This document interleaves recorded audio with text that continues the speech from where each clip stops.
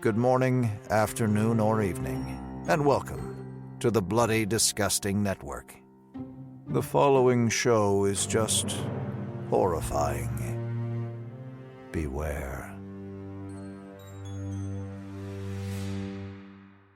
My friendship to all of you precludes my involvement with any one of you. But if you wanna make love, then I do too, and I'll be right there behind you. All in the name of oh, all in the name of oh, all in the name of oh. Greetings, constant listeners, and welcome to another episode of The Losers Club, a Stephen King podcast. I am Dan Muchacho Caffrey, and I'm not sitting in my apartment like normal. I am sitting on a nice white sand beach off the Gulf Coast of Florida, west central-ish Florida, somewhere near Sarasota.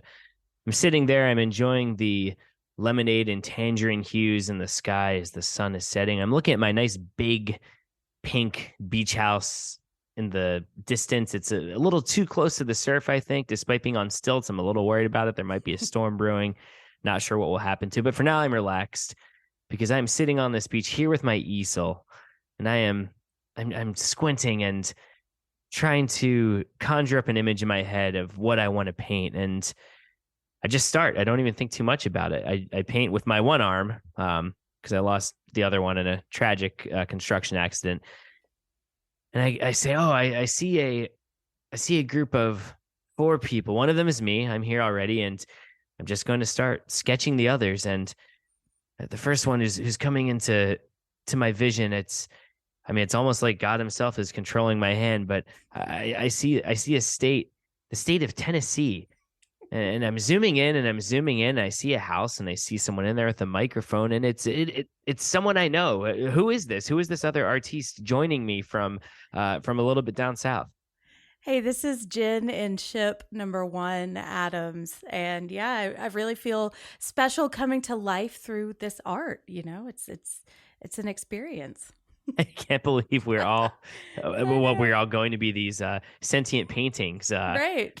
As one we of us discussed. probably evil, maybe kill the other. Yeah, ones, maybe you know? we have like a China doll face. Maybe one of us is a heroine. I don't know. Well, here we have some more sketching to do before I ask you some questions. And I'm drawing a map now. I drew the state of Tennessee, and as I zoomed into Tennessee, I'm drawing someone's face. But now I'm zooming out a little bit again, and I'm going westward, almost past the Midwest, I would say. And I'm sketching the great state of Idaho for some reason. And I see suddenly a face within the state that I'm sketching, and the person's wearing glasses. They have a lot of antique beer cans and films around. Who is that coming in from Idaho? Hey, this is Rachel. I can do this. Reeves. And I just have to really thank you. I've never had such a beautiful portrait with so much, care taken to like really getting in there and like getting all my tattoos so perfectly accurate. Like that's a feat. You are extremely talented. I don't know how I do it. It's like I said, I'm just the vehicle. I'm the vessel. It's just started happening to me. I sketched a little bit as a kid, but I'm really, honing in on my craft here, being on the sandy beaches of Florida. So now this next sketch is weird because I'm starting to sketch Illinois, but then it slowly becomes the state of Florida. So it's almost like Illinois, but then with this little weird proboscis thing hanging out the bottom right corner that looks like Florida. I don't know where this person is, but I'm sketching. I see a beard, and oh my God, it's like one of my best friends, my best friend from growing up. Who is that? Who's that calling Hey, in? What's up, buddy? Thanks for drawing me into existence. This is Dan Big Pink Pfleegor. I was going to say Muchacho, but that one got taken already. By another Dan. Right. I know. I figured someone was going to do that. In case you haven't figured it out, listeners, we are, of course, talking about Duma Key, 2008, right? Not 2009? I always get the year confused that. I'm just going to look that up real 2008, quick. I believe. Our people aren't good at math. It's 2008, Duma Key. We're artists. We don't know exactly. about What do I care about dates? Hey, I was drawn this way. I'm not bad. Right. my creations are rebelling against me already. But yeah, this is Duma Key, which takes place in Florida, of course, in Duma Key, which is off the coast of Sarasota. And you'll see why Pfleegor had a little bit of an interesting origin for his states in just a bit. But yeah, I'm really happy to be here. Always love our book episodes, and this is quite a mammoth book to talk about, but also somewhat small in scale, which is interesting. We'll get there. But let's go in the order that I drew you in. Jenn, you've already said hello, but share your first experience reading Duma Key, and also if you like the beach. I always said I like the mountains better than the beach, and I'd rather go hiking than to the ocean, partly because I'm afraid of alligators, which is a whole nother story. But we went to Florida a couple of years ago, and I had a great time. And we're going to go to Charleston later this summer. So the beach is growing on me a lot, but I think I would still probably choose the mountains. And the first time I read this book, I think I got it after the paperback edition came out, and that's when I read it. And it was like one of the first I read after my kind of moving away from Stephen King phase. And then I heard, oh, he's back after the accident. And so I read this, and I was really enjoying it, and then got about 600 pages in, and a certain character dies that we are going to talk about. And I got so mad that I put it down and I didn't finish it. And I've got more thoughts on that later, but so I didn't actually finish the book until my chronological reread a couple of years ago. And, so yeah. Yeah. And it's funny because I don't recall this being the case when I first read the book, but, a very shocking death for many reasons. Yeah. Then we'll get to that, obviously. Rachel, what was your first experience reading Duma Key, and are you a beach person? Do you have a beach house in Idaho that you can sell me? Yeah, I got a beach house I can sell you. No, I don't. I'm just joking. I wouldn't do that to you. I wouldn't buy it because I'm not buying a beach house in Idaho. I know that I've heard the Frank smart. Ocean song. I'm not going to do that. Yeah, that's right. I do love the beach, and I am lucky. We do have a lot of lakes, so we get kind of lake beaches here. And I have a lot of great family memories of going to Hawaii. My family has been to Hawaii a lot, and so I do really like the beach. It's scary swimming in the ocean, though. Oh yeah, I have a big fear of it. I know it's not necessarily always logical, but I'm scared a shark or a giant octopus is going to come eat me or something. So I'm a little nervous to be out there. And here's a cute story. My niece just went to Hawaii for the first time. She's 2.5 years old, and there was a black sand beach, and she calls it the scary beach. Ooh. And I don't think I've been to a black sand beach. I mean, does it look black, or is it just sort of when sand gets dark greens in it, like a swirl? It's volcanic sand. Yeah, it's so cool. It's actually black. And I was just like, Izzy, that's the best name. I'll ask her, you don't like Scary Beach? And she goes, no, it's scary. I love that. I want to see a black sand beach one day. That's super. Yeah, I've seen the Atlantic City beach is kind of just dirty. That's like swirls. It's like swirls of ash in the sand, but it's not not black sand for sure. Yeah, no. As far as Duma Key goes, this was my first time reading this. Oh, nice. Got a rookie here for it. Yep. A Duma rookie. This came out when I call it my black hole years. I'm sure, I'm not the only one who's experienced periods of your life where you just kind of fall off of films or books or whatever, things that you love for some reason. And this came out during my black hole years. And so I just never got around to reading it. But I've always heard such great things about it. So I'm super, super grateful that now I've been able to cross this off the list and get to talk about it with you guys. Nice. Well, we're excited to have you here on the beach with us, the metaphysical beach where paintings come to life. Pfleegor, what was your first experience reading this? And I kind of know the answer to this, but describe your love or not love for the beach and your experience going to the beach. Spoiler, I love the beach. I grew up near Jones Beach in New York. And then I lived in the Clearwater area, basically with Mr. Caffrey as a neighbor. So we would go to the beach in the summer, consecutive days. We've been to the beach a lot went, together. 6 times in a row, 6 days. I scuba dive, I snorkel, surf when possible, but usually skimboard. Me and Dan have many scars from skimboarding on the Gulf Coast, right near where Cy King lives. So yeah, I've always liked the beach, and it was nice to have this set, not just in a different setting than Maine, but 60 miles from where I lived for 20 years. So I lived in like me and Caffrey lived in a place called Newport Richey. And then I lived in St. Petersburg for about 3 years, right by King. So a lot of the stuff he's mentioning is like, he's mentioning like branded stuff from that area, including like the radio station and stuff. Oh, cool. Yeah, the Bone. Yeah, the Bone 102.5. Yeah, which was the point when we were growing up. I think, before this, it transitioned from like a classic rock into more of like a hard rock, but they'll still play some AC/DC. So King, he's cranking that. I liked 22.5 The Point quite a bit growing up. But Russ Albums was a DJ I liked a lot, and I remember this feels so quaint saying this now because this would be the easiest thing in the world to access. But I remember when Steely Dan played at what was then the Ice Palace, which is now I think the Amalie Arena. Yeah, Amalie Arena. But when they played at the Ice Palace, it was a big deal because Steely Dan hadn't toured in like decades. And 102.5, I remember, did a live broadcast of the concert. And my dad and I listened to it. And now it's like, I know that seems not that special, but it was very special back then. And we used to listen to that. Why don't you tell about your beach experience too, Dan? Oh, yeah. I love the beach. I've gone to beaches all over the country. No, but my grandmother has a house in Long Beach Island, New Jersey, which Pfleegor has been to. Took a big road trip up there when we were 17, and I'm a summer baby. I was born in July, so pretty much my parents, as soon as I was born in New Jersey, they drove an hour south and took me there. I'll probably go there again this weekend. I go there a lot now. They live in the Northeast. Yeah, and then actually lived close to Charleston. I know Jen mentioned that before, in a town called Georgetown, South Carolina, which also had a beach right near it that we went to, Pawleys Island. Trying to remember some of the other ones. And then, of course, Florida growing up. And I lived in St. Pete for a bit.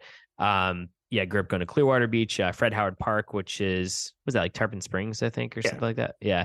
And Cloak Key, all the west, the West Fort Coast DeSoto, beaches. Yeah. I'm more of as far as Florida goes, I'm more of an East Coast beach guy. I like the Atlantic coast.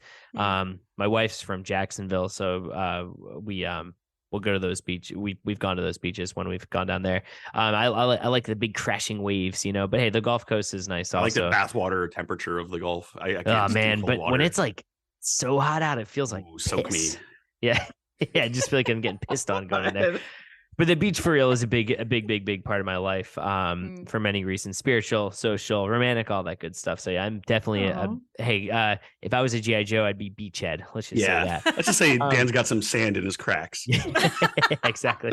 And so, and hey, I'm a stone's throw away from Coney Island right now. We've only gone a few times since we moved up here, but enjoy all beaches of all stripes. As far as my first time reading Duma Key, similar to you, Rachel, I wouldn't call them black ears or black hole years in terms of all of pop culture, but there was this period where I just didn't read King books for however many years. Like there was a stretch of King books I hadn't read, and I always tell the story, but I'll just say it again because we're in that stretch right now. When my wife was away one summer, she made a bet that I couldn't finish these 14 Stephen King books over the summer that I hadn't read, and I did. And I beat her, and I got a box of Zagnuts for it, and the album Astro Coast by Surfer Blood, who are also from Florida. So that was my prize. Like if I could, I could have gotten those things on my own, but I had to restrain myself. It's the principle. It tastes that much sweeter. It sounds that much cooler to listen to those records.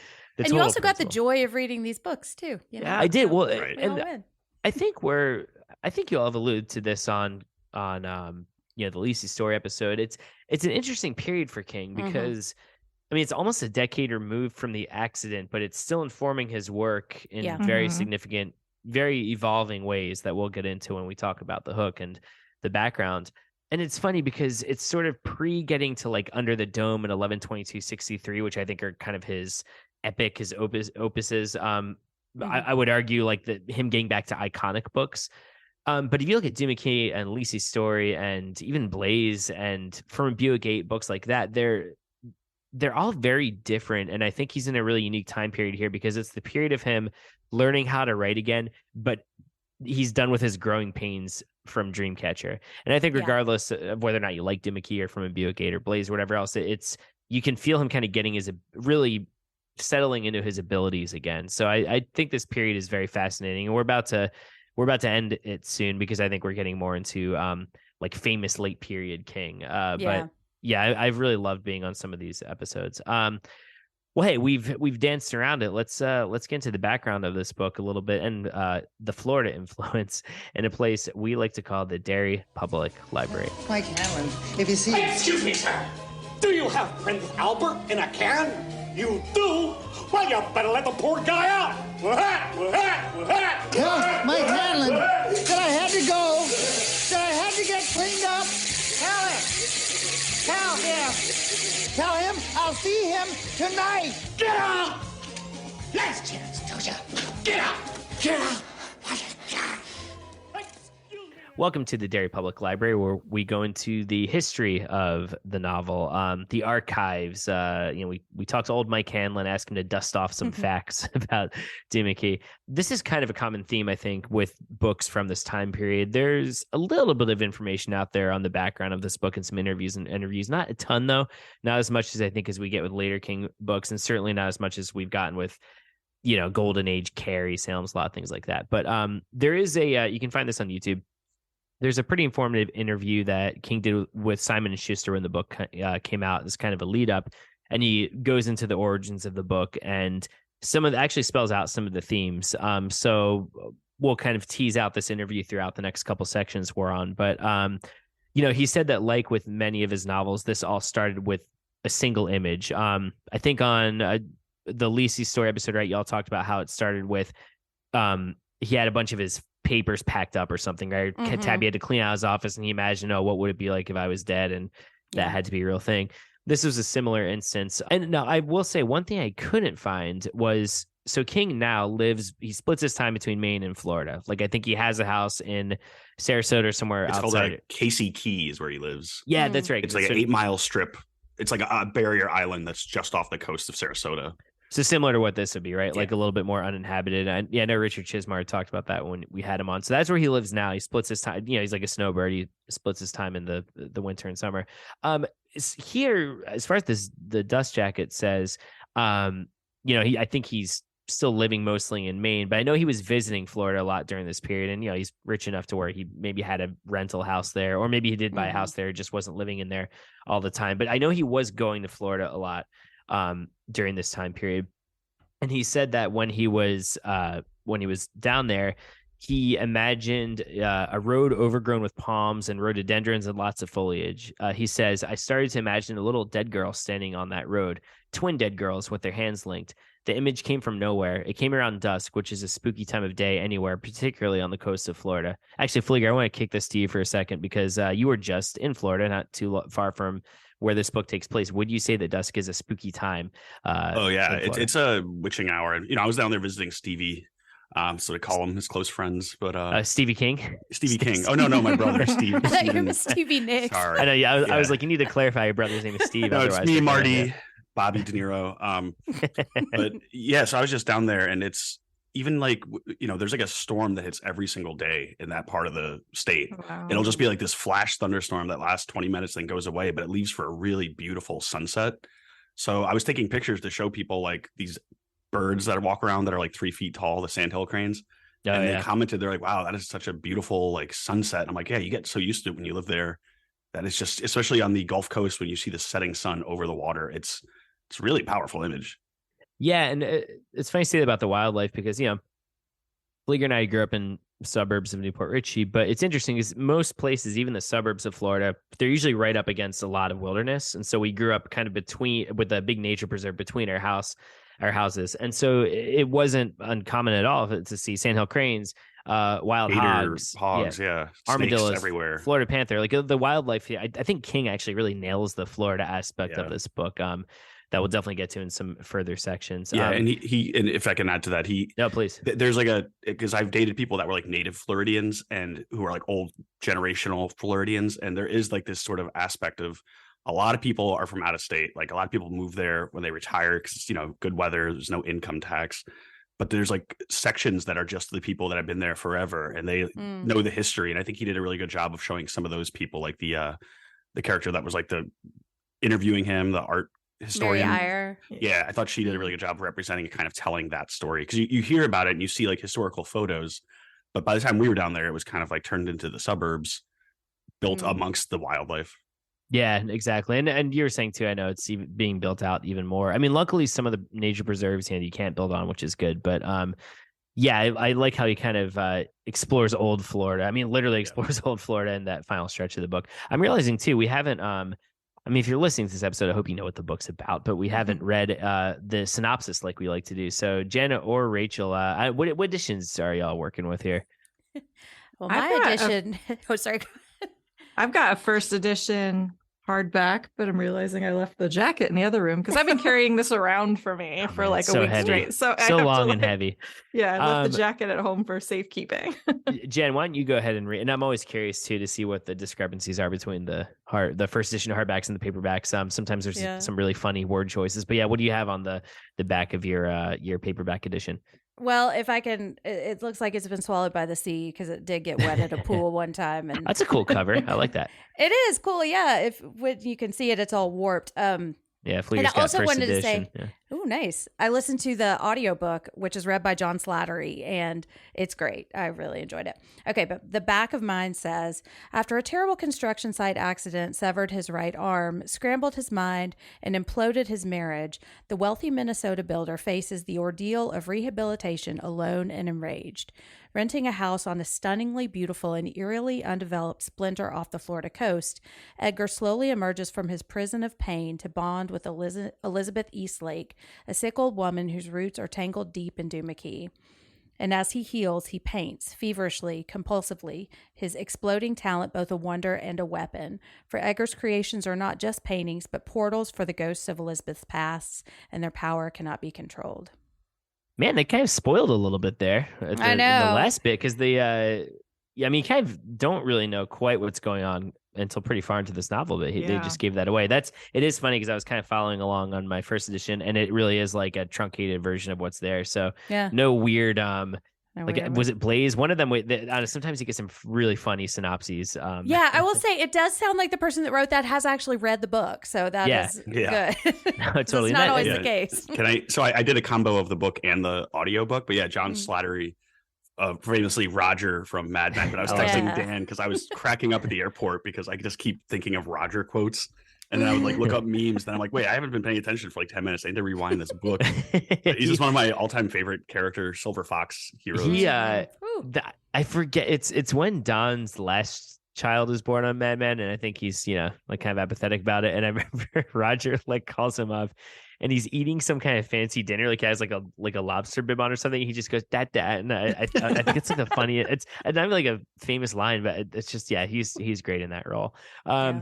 So King, taking this Florida inspiration, he has this image of the two twin dead girls standing in this wildly grown Florida road. I'm wondering too if because it's always funny at The Shining, right? Because the two twin girls are just from the movie, not the book. I wonder if he's subconsciously drawing from that a little bit. I was thinking The Green Mile too. Two Dead Girls. I did see a different interview with him. I think he was on the Today Show, and he said something about I was walking, down this path, and there was a sign that said "Caution, children," and I was like, I wonder what kind of children I have to be, scared really of. funny. What? And then he thought of the twin girls, and I was like, oh, that's interesting. I watched that interview as well, and he was saying the reason he was down there was, I guess, in '98 there was a really bad ice storm in Maine. Oh, gotcha. They didn't make the official move until 2001, but I think they were just we're over this. Why not go summer in paradise? Escape the winter. Yeah, because he was saying that. So he had this image for a long time before the book was written, and then kind of just started building the story up around that as the years went on. I didn't know the caution children thing. That's a very Kingian thing to say. No kidding. Isn't that just such a dad thing to say on a walk and I wonder what kind of dangerous kids are around the corner. Or slow children. You're like, move slow. No, it's always funny because King, I think, is no joke, a genuinely funny person. I mean, he has stuff in his books that legit crack me up, and he'll say things that legit crack me up. But then he is always down to make the corny dad joke too, which I also appreciate. But I love hearing that little bit of humor. Cool. All right. And so then he also had an interview in Time Magazine in 2009, shortly after the book came out. This is funny. It was a podcast interview about his 10 longest novels at the time. This is pre 1122, pre Under the Dome. So I think it's funny because I was thinking, I'm like, oh, this can't be one of his 10. It's only like 600 or something. But I'm like, nah, it's long. And it definitely does feel long. But he said, I had to write Duma Key from the standpoint of somebody who can't draw a cat. I mean, I could draw a cat, but you wouldn't know what it was unless I told you. So it really was a case of wish fulfillment. Now, this is interesting to me, and we don't have to go too far into this, but I want to put the quote out there because I would really like to explore it more in the hook. He said, if Desperation is a book that's full of pain and unhappiness, Duma Key is a book where there actually is hope, because I was feeling in a more hopeful place. The two books are really the polarities of my recovery from my accident. I was feeling a lot better by the time that I wrote Duma Key, and I think that shows in the book. And I'm a little confused there because Desperation was pre-accident, right? So I'm not quite sure what he's getting at there, maybe if I'm misreading it. But the point being, what he says about this being a hopeful book is interesting to me. And we'll let's save that for the hook, because I want to ask you guys about that, because I don't know if I agree with that necessarily, but I do see what he means about the joy of creativity. And we certainly do get the benefits of painting for Edgar, as well as some severe drawbacks. But I do think he kind of is getting at the joy of creation in this book in a way that maybe Desperation isn't. Desperation almost feels a little bit more cynical. I mean, I gotta hate critics about creation. But yeah, am I misreading that? Because Desperation is pre-accident, right? Like that it is. I just looked it up. It's 96, so that would be 3 years before the accident. I wonder if, and forgive me if I'm stepping on the hook stuff, but no, please. There's a lot of recovery stuff in there, like addiction recovery. So I wonder if he's kind of thinking in that vein too, as opposed to just purely recovery from the accident, you know? Oh, that's a good point. And maybe just looking at them as different spheres, like this is me, because he did relapse, as we all know, when he had the accident. Yeah, and then, that's true. Yeah, and I don't know. I was thinking about this a lot while reading it, because it very obviously ties to the accident. I think we would get that even if he hadn't said that, right? Like as soon as reading that opening of the book where he describes the construction accident that Edgar got into, even though that's different from King, and going through these mood swings and learning how to create again, I'm like, oh, that he has to be drawing from his experience. And it's so funny because in a way you would think that well would dry up by this point, because like I said before, it's almost a decade removed from when he got into his horrific van accident. Listeners, you probably know what we're referencing. If you don't, we have a whole episode about it. Look it up. But it's interesting because I feel like the accident takes on different meanings and shades for him as time goes on. Like Dreamcatcher is very much about it for obvious reasons, but that's like a book where you almost feel him learning how to write again and failing sometimes. So rather feel than the medication. Seriously. I mean, you feel the painkillers in that book.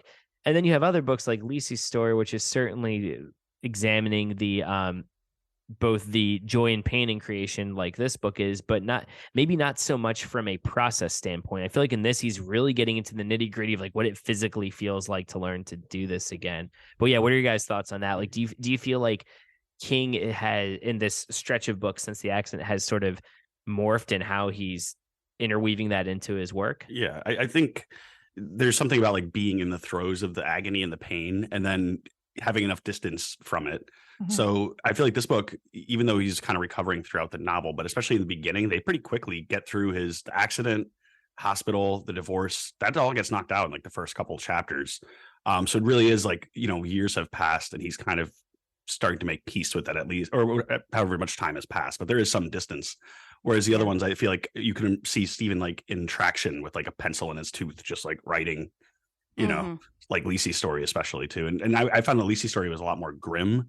Like I really like it, but to me, like that book weighed a lot more heavy on me, like just because of like, oh, this is like a dark place to go into. Whereas this, it's scary, but I think because of the sunshine and the Florida coast, it makes it a little more upbeat. Yeah, well, and also too, because you were both on the Lisey's Story episode, right? Jen, Rachel? I was on that with Jen, I believe. Or was it? Oh, was it you? Joanne, Jen, and Anna. Guest. Oh, and Joanne was on the guest. Yeah, me, right. Mike, Joanne, and Anna. And it's interesting because maybe I didn't do that one. I thought I did. We did. I think we've done some shows. Oh, that's it. Yeah. I'm kind of like Stephen King. It's blurring together dates. I need to watch the show still. I hear it's good. It's pretty good. Well, yeah, Jen, I'll kick this to you then, since you're on that episode, because something compared to Lisi's story is there's already darkness, and the creativity is a way of not just dealing with it, but kind of purging it. Like he physically has to get this thing out so he doesn't become like the other people in his family. Whereas with this, it's he goes a dark place and then kind of picks this thing up to get him out of it, but then obviously it takes him to other dark places. But yeah, what are your thoughts about the comparisons between the two? I think this feels like the end of that phase of writing for me. You know, like I kind of look at his career in like chunks, and like if we start from like the accident, and maybe he is kind of seeing it, the beginning of this phase as desperation and the regulators, because I think a lot of that is really reckoning with what healing is and what control is. And here it feels like he has really made his peace with a lot of that. And he is writing, like Dan said, he's writing from the perspective of someone who has already healed the majority of the wounds, writing about the process of healing from like a vantage point where he can be a little more hopeful about it. You know, like he has gotten to the end of the tunnel, or he's in the light at the end of the tunnel, rather than like trying to write and still search for it, you know? And that's why I think like there are some really awful things that happen in this book and really sad things, but the ending feels bittersweet rather than like devastating, you know? No, Yeah. totally. Yeah, I want to come back to that because I have more questions about that. Rachel, were you going to say something about that? I was too? just gonna say, he's writing from a place that only time can give you the perspective where he's at. And so I really, like Dan was saying, you know, he gets through the accident stuff pretty quickly. And what I think is so fascinating is just kind of how it morphs into some other related fears.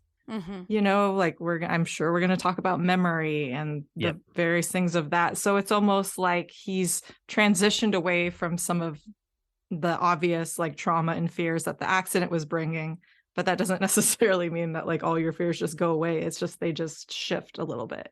Yeah. No, totally. Well, and I like what y'all are saying too about this kind of being the end of that period, because Under the Dome's his next novel, right? And I think we've Just After Sunset is Just After Sunset is before that. But yeah, who knows when he was writing those four novellas. But yeah, Under the Dome is next, which I feel like is kind of the beginning of a new phase. Yeah, it's funny because I'm really for real not realizing this just now talking to all of you. When we get to Under the Dome, it's suddenly this very meaty, plot-heavy novel. Yes, with lots of characters. Lots of characters. And we're coming off of a string of, you know, this from a Buick 8, Lisi's story, even Cell to an extent, even though Cell has epic scope, it's a very small cast. Yeah.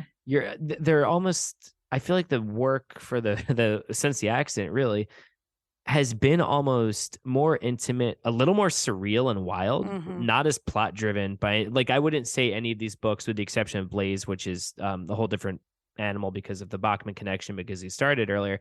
I wouldn't say any of them are necessarily tightly plotted. It all seems more concerned with interiority and character and surrealism, and with Under the Dome, and then continuing on to 1122, we're getting back more into like meat and potatoes plot King, which I like both halves of King, but there is that shift. Can I mention, I read too, I didn't confirm, but this is one of like 6 first-person point of view books up to this point as well. So if you think about it, it's not really an ensemble cast, so they're not jumping around. You're really getting it just from this perspective.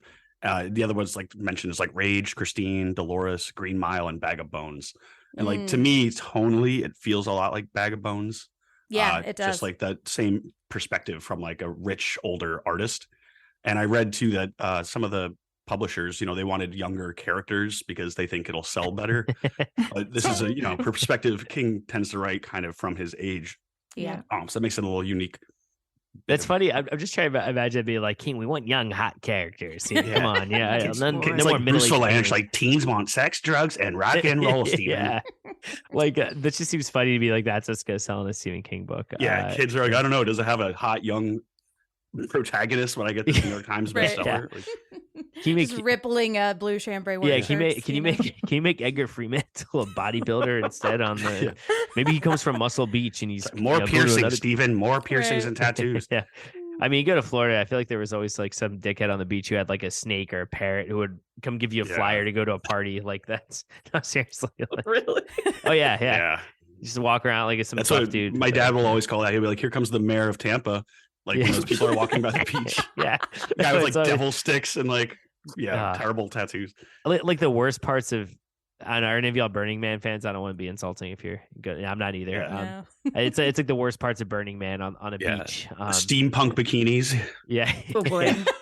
Well, and so as we were talking about this being sort of this transition toward maybe more traditionalist king as we go forward, some critics did note that the full review is not available anymore, but the Boston Globe talked about how it is returning to some of the more straightforward horror aspects of his other work. And I do think that's true, even though the book is very different than a lot of what came before and has what comes since.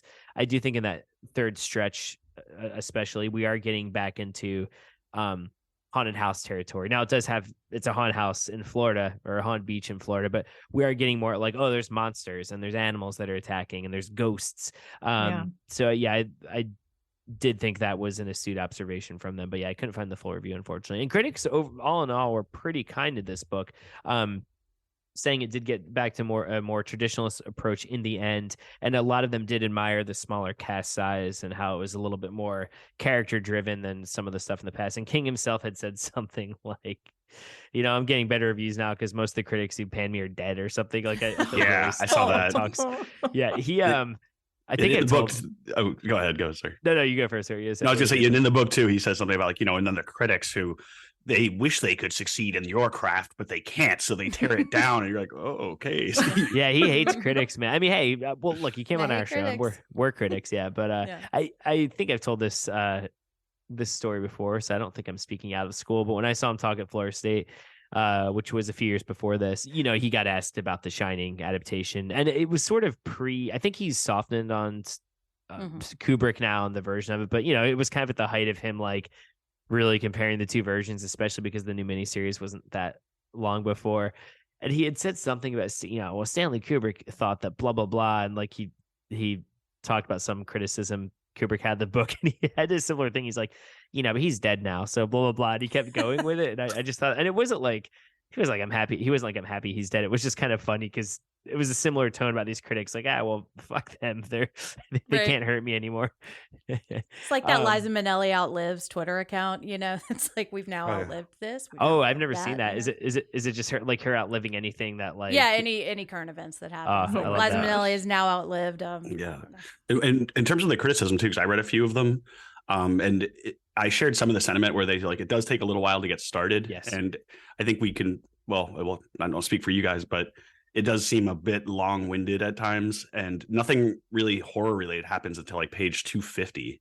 Yeah. So it is kind of a strange pacing to this, but they were saying that it seems like he's writing for what he wants to write. Like this wouldn't be his first novel, right? It probably wouldn't have sold as well, but now he's comfortable. He knows the fans are going to be patient with him. So he's not afraid to kind of go on these longer spiels and story-wise. Yeah. And to be honest, I'd rather read the first 250 pages than the last 250 pages. Like the beginning of this book is what I love about it. Oh, interesting. Okay. Well, and that is the more character driven stuff. See, I really like the spooky ooky kind of turning everything up to 11 in the last bit. And a lot of it's almost like Florida horror porn. It's like, okay, let's take herons, pirates, alligator. Like we're just going to take all this Florida shit and make it really freaky. Which almost feels like an aesthetic choice. And we always talk about how, well, I'm going to save that for the hook actually, because the aesthetics almost feel like a kind of theme to me. Yeah. So anyway, but anything else y'all want to say about the Derry Public Library? Anything else Mr. Hanlon has missed in the archives here that we didn't touch on? Good books there. Check it out. All right. Well, let's hop on the back of a heron and go to our next section, which we like to call structure and format.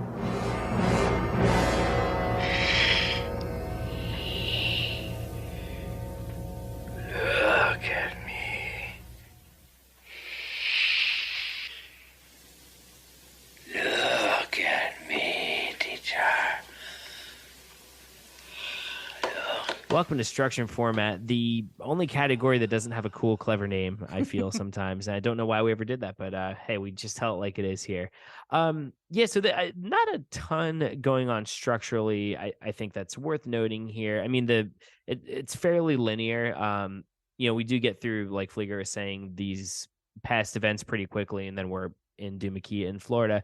The one thing we should talk about, though, is that it has these interludes that's how to draw a picture. And yeah, just one by one, I'd like to get y'all's thoughts on that, because they kind of become something different by the end of the book, I feel like. And Janet Maslin from the New York Times said how it's almost not about how to draw a picture. It almost feels like how to plumb the depths of your memory, which was interesting to me because they almost felt like chapters that could have been in his on writing book. I almost feel like this was almost like in the moment hippie mystic king or something, tapping into creativity. I mean, we do get a lot of just the primary mechanics of drawings, but those mostly aren't in those chapters. Those are mostly in the bulk of the book. I feel like the how to draw a picture books were almost like how your own memory and the things you're haunted by intersect with your artwork. But yeah, Rachel, what do you think? Did those chapters work for you? How did they fall into the greater scheme of the book? I mean, I really enjoyed them, and I enjoyed them more as it was going on because we're learning about Elizabeth's story like through those chapters a lot of the time, and just kind of seeing how all of that is sort of coming together and how it's kind of like what were those things? Those like magic eye pictures where you I see love it, magic eye. Yeah. you see it one way and then you have to like do weird things with your eyes, and then something else like a ship pops out, and it kind of feels like that way where certain little nuggets of information are getting drawn out. So as far as like the actual story goes in relation to what's happening with Edgar, I really enjoyed that, and it sort of helped break up the pacing a little bit because it is pretty drawn out. Like it's also such a hangout book for which at times is interesting, but you are like, oh my gosh, all right, like another scene with Wireman and them joking around like let's get some. When the magic eye analogy is great because I remember when I first saw Magic Eye, I think it was actually the Mallrats poster. I remember the original Mallrats poster was in Magic Eye because isn't it him trying to see a ship actually in Mallrats? It's like the opening scene or schooner, right?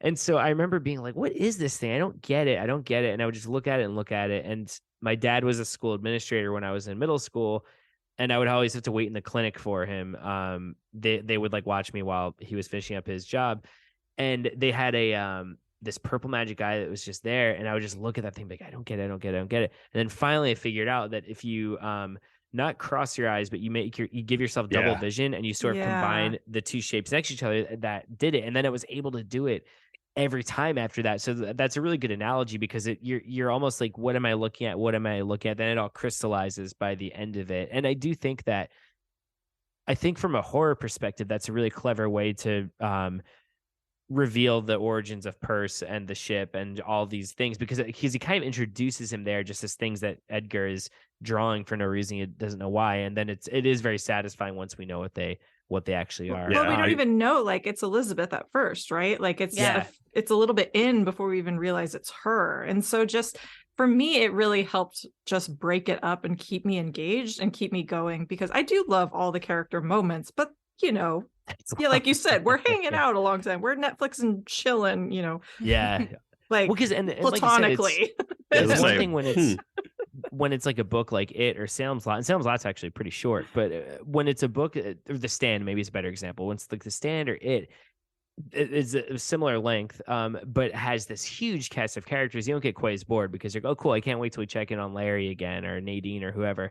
Whereas with this, you're like, okay, it's pretty much it's gonna be him and Wireman or him and Jack, maybe Elizabeth's there, and that's that. So yeah, I think it is a nice way to break this up. I think Pfleegor. On writing and also Dance Macabre, there's some elements of that it reads where there are times where I'm like, this is just Stephen King like talking to me now. Yes. Right. You know what I mean? And in terms of like the hangout aspect, I think doing the audiobook and having John Slattery be the person I was hanging out with made Wireman one of my favorite characters, which I'll save for later. But I got to hear him say Muchacho and Muchacho. What's funny is I think he says Slatterly, or he says something very similar to his name in the book, which is funny.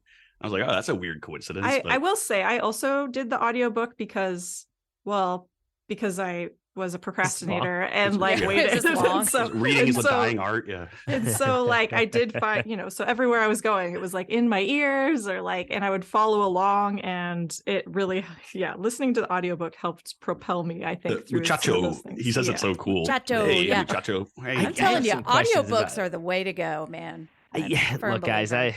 this is not at all meant to be a dig because I know we have a lot of All people right, on Potterlove Professor, here we audiobooks. go. No, I'm just saying I can never get into that. Only audiobook I've ever been able to get into is William Goldman reading Lord of the Flies. Just because I That would wanted be to hear his pretty old stuff. That is Yeah, a it was good pretty one. cool. I kind of can't believe he was alive to do. I mean, I guess he lived pretty long, but I was like, oh, no, I need to Yeah. get into them because Combination I find is the best because like there's just gonna be Yeah. times where I can't, if I'm on the train, it's just difficult sometimes to read.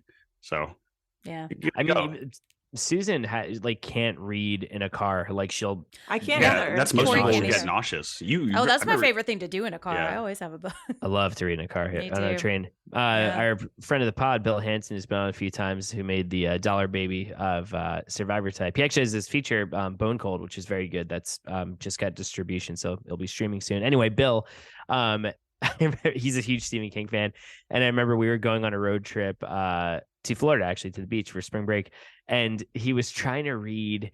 He was doing lines with me because I was in a play or something, and he was like, I'm sorry. And then we had to pull over and he had to puke because he just cannot read in a car.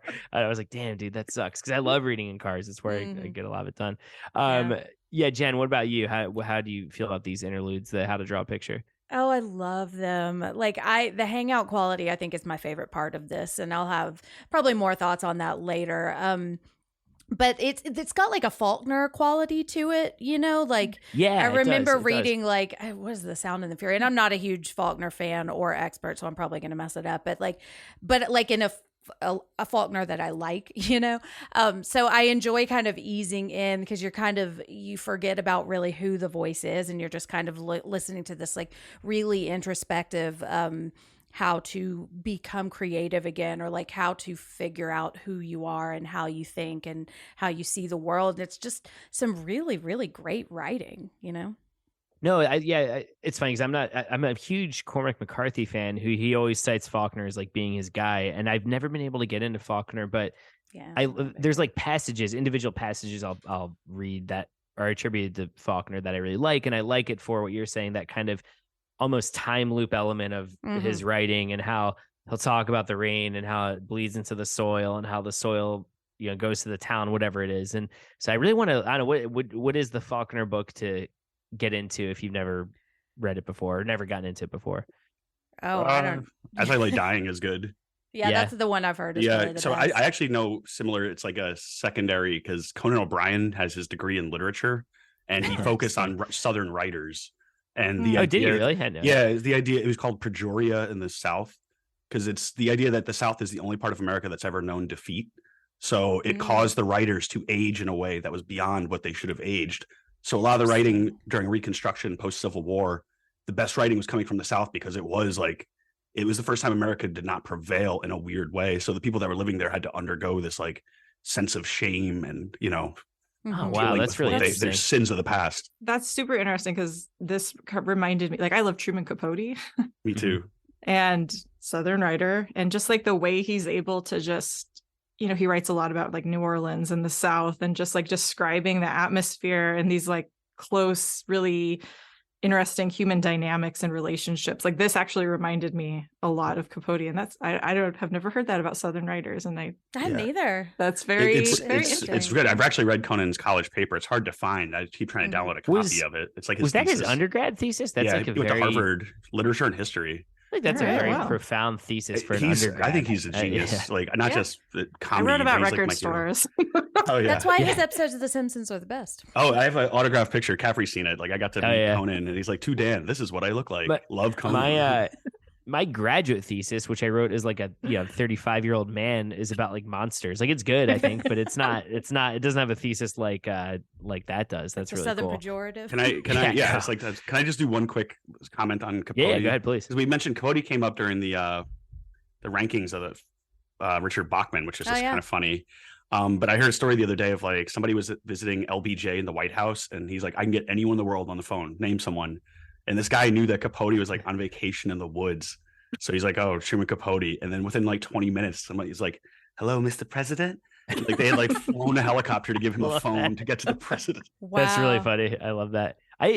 It's funny is I've never read In Cold Blood. All I know of Capote really is the movie, and I actually know him from the clips of when he got really into like the game show circuit in the 70s. Like, that's yeah. I should read some. I mean, Capote doesn't have much, right? He's got In Cold Blood, and then there's like Music for Chameleons is really good. He's got a lot of short stories, but they're all really beautiful, and just the way he's able to, I don't know, the way he's able to write, I think is just very singular and beautiful, and Southern. It feels very Southern because so many of his stories are set there. Well, maybe that'll be my next book. One thing that is funny too, just speaking of the South, because like we had a saying in Florida that you have to go north to go south. Because a lot of the central Florida, like we lived in a place called Newport Richey, and we called it New York Richey because I mean I was from New York, Caffrey's from Jersey, everyone was from kind of the Northeast. So you had to actually get closer to Georgia to start to hear Southern accent. And then Miami in the South is a lot more just Latin, Cuban. So it's not really, it wouldn't be the same as like a Mississippi or Louisiana kind of feel. It really is a uniquely Florida feel. And I think King does a good job capturing that here. Interesting. Well, yeah, when you go up to the Panhandle, I mean, they call that the Redneck Riviera because it's more like Alabama, really, more than it is Florida. So yeah, it's a very, very interesting state. Something else I want to point out too, instruction format is so we have Mark Stutzman, who was doing, I think, all the King cover art at this time, except for Blaze, maybe. But Cell, Lisi's Story, Everything's Eventual, and I don't know. I would maybe say it's one of maybe the best. Well, I don't know. I was gonna say, is that the best period for King cover art? But then I think about like the 70s and 80s stuff, which I love. It's so minimalist, but I do like his work a lot, and I feel like it works really well here on this first edition because it almost looks like something that Edgar would paint, right? It's like vivid in that kind of way. And I love the holographic lettering, and then just on the back, all the frogs and the spear gun and all the stuff we get to see from it. I think it's a very visually evocative cover. I think we always talk about this. Have we done an episode like on King's cover art? I feel like we should. Yeah, we did a Patreon. Yeah, that was my first episode. Was it really? That was a fun one. I don't get to listen to most of the Patrons because I'm not a Patreon. So. Yeah, we had a guy who does prints too, right? Yeah, we had was it the Suntup? Suntup, that's right. Yeah. Is that unlocked yet? That episode? I don't know, but maybe it has to be because that had to have been years ago, right? It was Rachel's first episode. We'll save up and split. We'll get an account together, Dan. Yeah, I always think about getting one, but I'm like, wait, no, like I'm on the show. I guess I could email Kyle and get the MP3s of that if I want to, but anyway. I'll see what I can do. Yeah, we'll get you the hookup. Yeah. And well, hey, speaking of hookup, let's go on to a section I like to call The Hook. Ah, yes. Don't you see? Don't you see how clear it all is? Not only can you see the future, I can change it. You can change it, exactly. Welcome to The Hook, where we talk about, I mean some themes, but I think the big overarching idea of the book. Okay, so I want to start off talking about this. I don't necessarily think this is the theme of the book or the big idea or anything like that, but to me, it's such an outlier that I have to bring it up. For me, it's Florida horror, it's aquatic horror, it's maritime horror, and I want to talk about that because we always say we get listener questions a lot about what kind of book would you like to see King write, and a lot of us always say, "Oh, I want, like a Creature from the Black Lagoon, like a kind of underwater horror type thing," because he hasn't done that a lot, but he has done it a few times. He did it in Creepshow, he's done it in The Raft, and he really does it here. And to me, just setting it in Florida, which I think is his first book or short story in Florida, I think maybe I don't know, is I'm the Doorway in Florida, maybe. Either way, it's the first time he's really writing about the state in a really substantial kind of way. And like Pfleegor said, in a very accurate kind of way, having grown up near there. So to me, the fact that we're getting alligators and we're getting demon herons flying upside down and shipwrecks and mutant frogs and the rest of it, that to me almost feels like a theme in and of itself. I know it's not, but that to me is why it's what I remembered from reading the book the first time. It's what I always come back to is, oh man, I love seeing King just go full on Florida turning up to 11 horror. But does that strike you guys as much, or am I just being biased? No, totally. Like this is like such a great, beach read for, for me, or like for people that like horror and don't want to, read some pulpy mystery or, romance or whatever. Like this is a great beach read. And it feels so unique in so much of his stuff. Like, of course we love it when it's in Derry. Of course we love it when it's set in Maine and like these familiar like places, but there is something to be said about breaking away from that and giving us something new, right? And especially something that's so wonderful and new too. Yeah. Well, and I think too, because I don't know, maybe the first time we go to Castle Rock or Derry or any of the fictional Maine towns he writes about, there is somewhat of a sense of nostalgia. Like Derry is a horrible place, right? But we also are introduced through the eyes of children. And so we do get to see this golden hour of what it was like to grow up in a small Maine town, which can be nostalgic in his own way. But then by the time we get to it in Insomnia, we're like, all right, we know Derry's bad news. Yeah. It's not a place I want to go. We know Castle Rock's bad news. But I think here, because it's a new state for King, it's a new state that Edgar Fremantle is moving to. And maybe that's what he means too in some of the joy. We are actually getting to experience the joyous things about Florida. And I don't care what anyone says, there are joyous things about Florida. I don't know if I would live there anymore, but like it isn't when I was all visiting, weird. I'm always like, man, I totally get. And if you look up pictures of King's house, like it's like that, the water looks like it's the Bahamas. It's like that azure green, like see-through. And because the Gulf Coast has very little waves, there's not like sand getting kicked up. So that's why they call it Clearwater Beach, because you can be neck deep and you can see your feet, which is, you don't get that when there's waves. Yeah, but at Pfleegor, since we're on you, do the Florida notes really hit for you like they do for me? I do get kind of nostalgic. They're like stores he named, like he mentioned Dan's Fan City, and I was like, oh, they had one of those by me growing up, because I'd always be like, that's my store. Yeah, it was the joke. That store always it was hard to go in that store. It was always bright and everything was spinning. It was like it was very overwhelming, the electric bill. But then like we were mentioning the Stephen King listening to The Bone. I think there might have been a reference to like a Publix at one point. Which is like a big supermarket in the South. He also talked about, there was another chain. I should have written it down. There's something else he had mentioned too. Like, but he mentions like bridges that I'm like, no, that's the actual bridge. Like he's mentioning streets and towns, and I'm like, oh yeah, like Venice. We've been, that's a town right by there. Because while Duma Key, I think, is fictional, right? I don't believe that it actually exists. No, yeah, it doesn't. But it's like, it's more or less like, because I used to go down to Siesta Key, because my girlfriend was like a good tennis player, so she would go to like train with like professionals over there, and we would just like have a week to be in this beautiful, like sleepy, rich beach community. It was pretty fun. Yeah, I think I was gonna say, I feel like it's based on any of these barrier islands that aren't quite as inhabited as the got destroyed, right? It's gone. So yeah, exactly. Right, you can't find it. And and Big Pink, that is true, is completely erased. But it's a stilt house, and I remember when they had to stop building those, because we got hit with a thing called the no-name storm, Alice's. But if a storm doesn't get to be strong enough, it doesn't get a name. It has to become at least a depression. But Florida, the Gulf Coast, got rocked by this like severe storm in the 90s. And after that, they're like, no more of these stilt houses. They used to be miles out into the water. You could put a house on stilts. Yeah. It seems like such a man's, not interested. Nose at God. It's just, I was in New Jersey and Long Beach Island, where my grandmother lives. So I mean, there still are some there, but they've gotten away from it. But a lot of the big luxury ones used to be on stilts, and you would park your car like under the house almost. Nope. Yeah, they don't. The new ones aren't so much like that. That's how you get eaten by sharks. But right, yeah. No one. Then same thing. I mean, Sandy like really pummeled the Jersey coast also. But Jen, what about you? Were you was the choice to set it in Florida and the way he portrayed it an aesthetic choice in and of itself for you, a thematic choice even? Yeah, I think I don't necessarily think of it as like Florida horror, but I think when I think about this book, I forget about the horror elements and I picture him walking on the beach and just walking a little further every day. And like, I love the horrific aspects of it. And I think it is aquatic horror. I hadn't thought about that before. But like, if I were to sum up this book in one word, it would be healing, and I love like the healing aspect of the beach and like just the timeless waves coming in and out. And, it's like a hangout kind of thing, but it's also like time is kind of stopped for us. And I feel like there is a particular like feeling on the beach of like healing, and we have as much time as we need. And there's something so much bigger than we can even imagine. So it really puts things in perspective that really only exists on the beach, and not necessarily in Florida, but just that there is something particularly healing about the Gulf Coast too. Yeah. On my notes, I had moving on.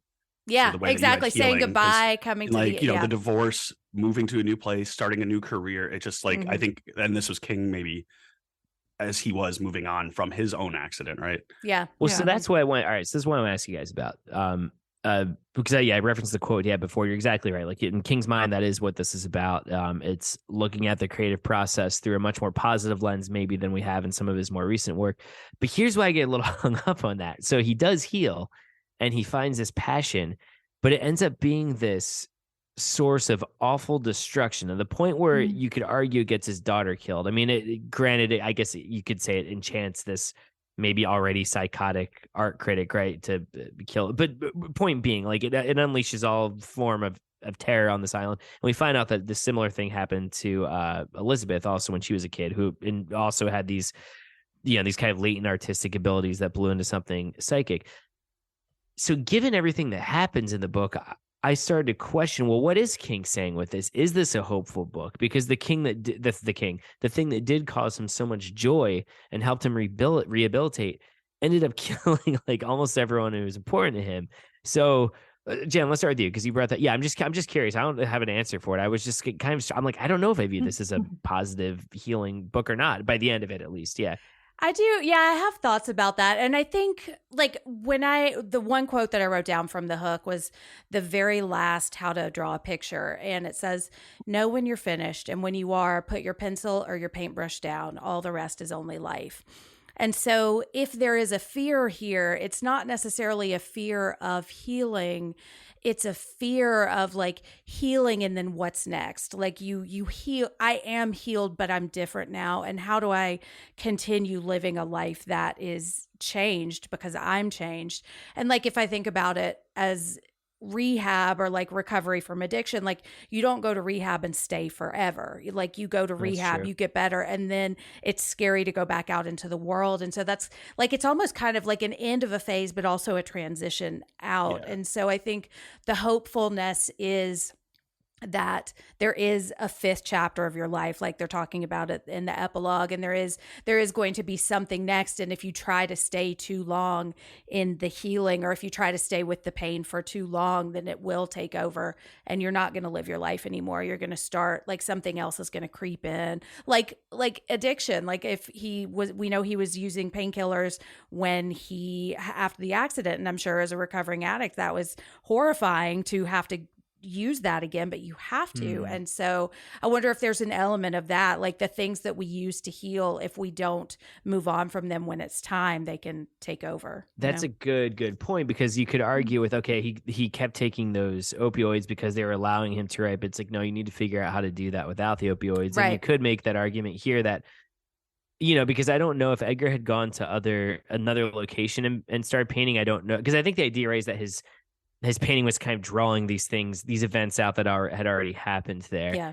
And so I wonder if maybe after he realized, I was able to kill that child molester, Candy, is that Candy his name? Brown? Like, yeah.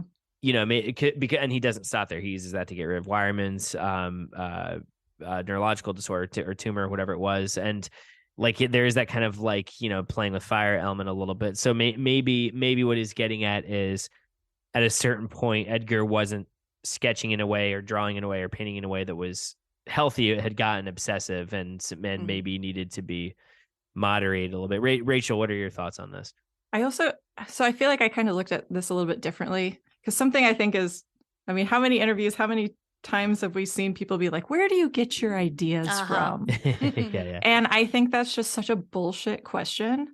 Because 100%, yeah. It's like, everybody's got their own minds and their own lived-in experiences. And like, how do you even answer that question? You're like, I don't know. They just come to me, right? Which is kind of like what's happening with Edgar, and I just think it's got to be such a weird way to exist in the world at that level, where everybody's constantly just like, I mean, here we are constantly. I mean, we're part of it. I'm not saying we're part of the problem. I'm just saying people are always talking about his ideas and how amazing they are. And just like how that has to kind of mess with your head when everybody's telling you like, your ideas are so unique. Your ideas are so incredible. You're a best-selling author. Like how do you continue to pump out book after book after book? And he doesn't know. Yeah. Like he talks here about like unbottling.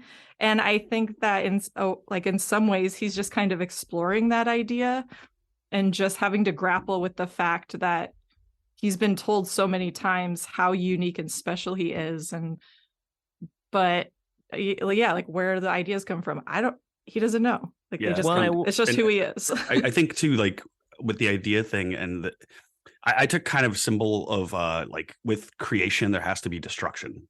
Yeah. And if you think about his first job, what does he do? He's a construction guy, right? He puts up buildings, and that's a good point. Crane is ultimately what ends up injuring him. So there's destruction. And also, what kind of buildings does he put up? He builds banks, they mention. And what do banks do? My leftist perspective, they're vampire squids who, drain the community. But lately they collapse. But even with these paintings, like, there's an element of destruction in these things because, bad stuff. But that's what happens when you embrace art or you express yourself, right? You're taking that element of risk. Here's the other thing. Like, what ideas does Stephen King have that he doesn't write that are like too dark, too dangerous to actually like release out into the public? And that's I've said this before in the podcast, but like, I think there is so much hidden away that's going to come out posthumous. Like, I just cannot imagine the trove of like treasures that are going to be doled out over time, because I just think he's so prolific. And you're right. There's probably stuff that he's like, oh, this is not good. I shouldn't release this, or this is too dark.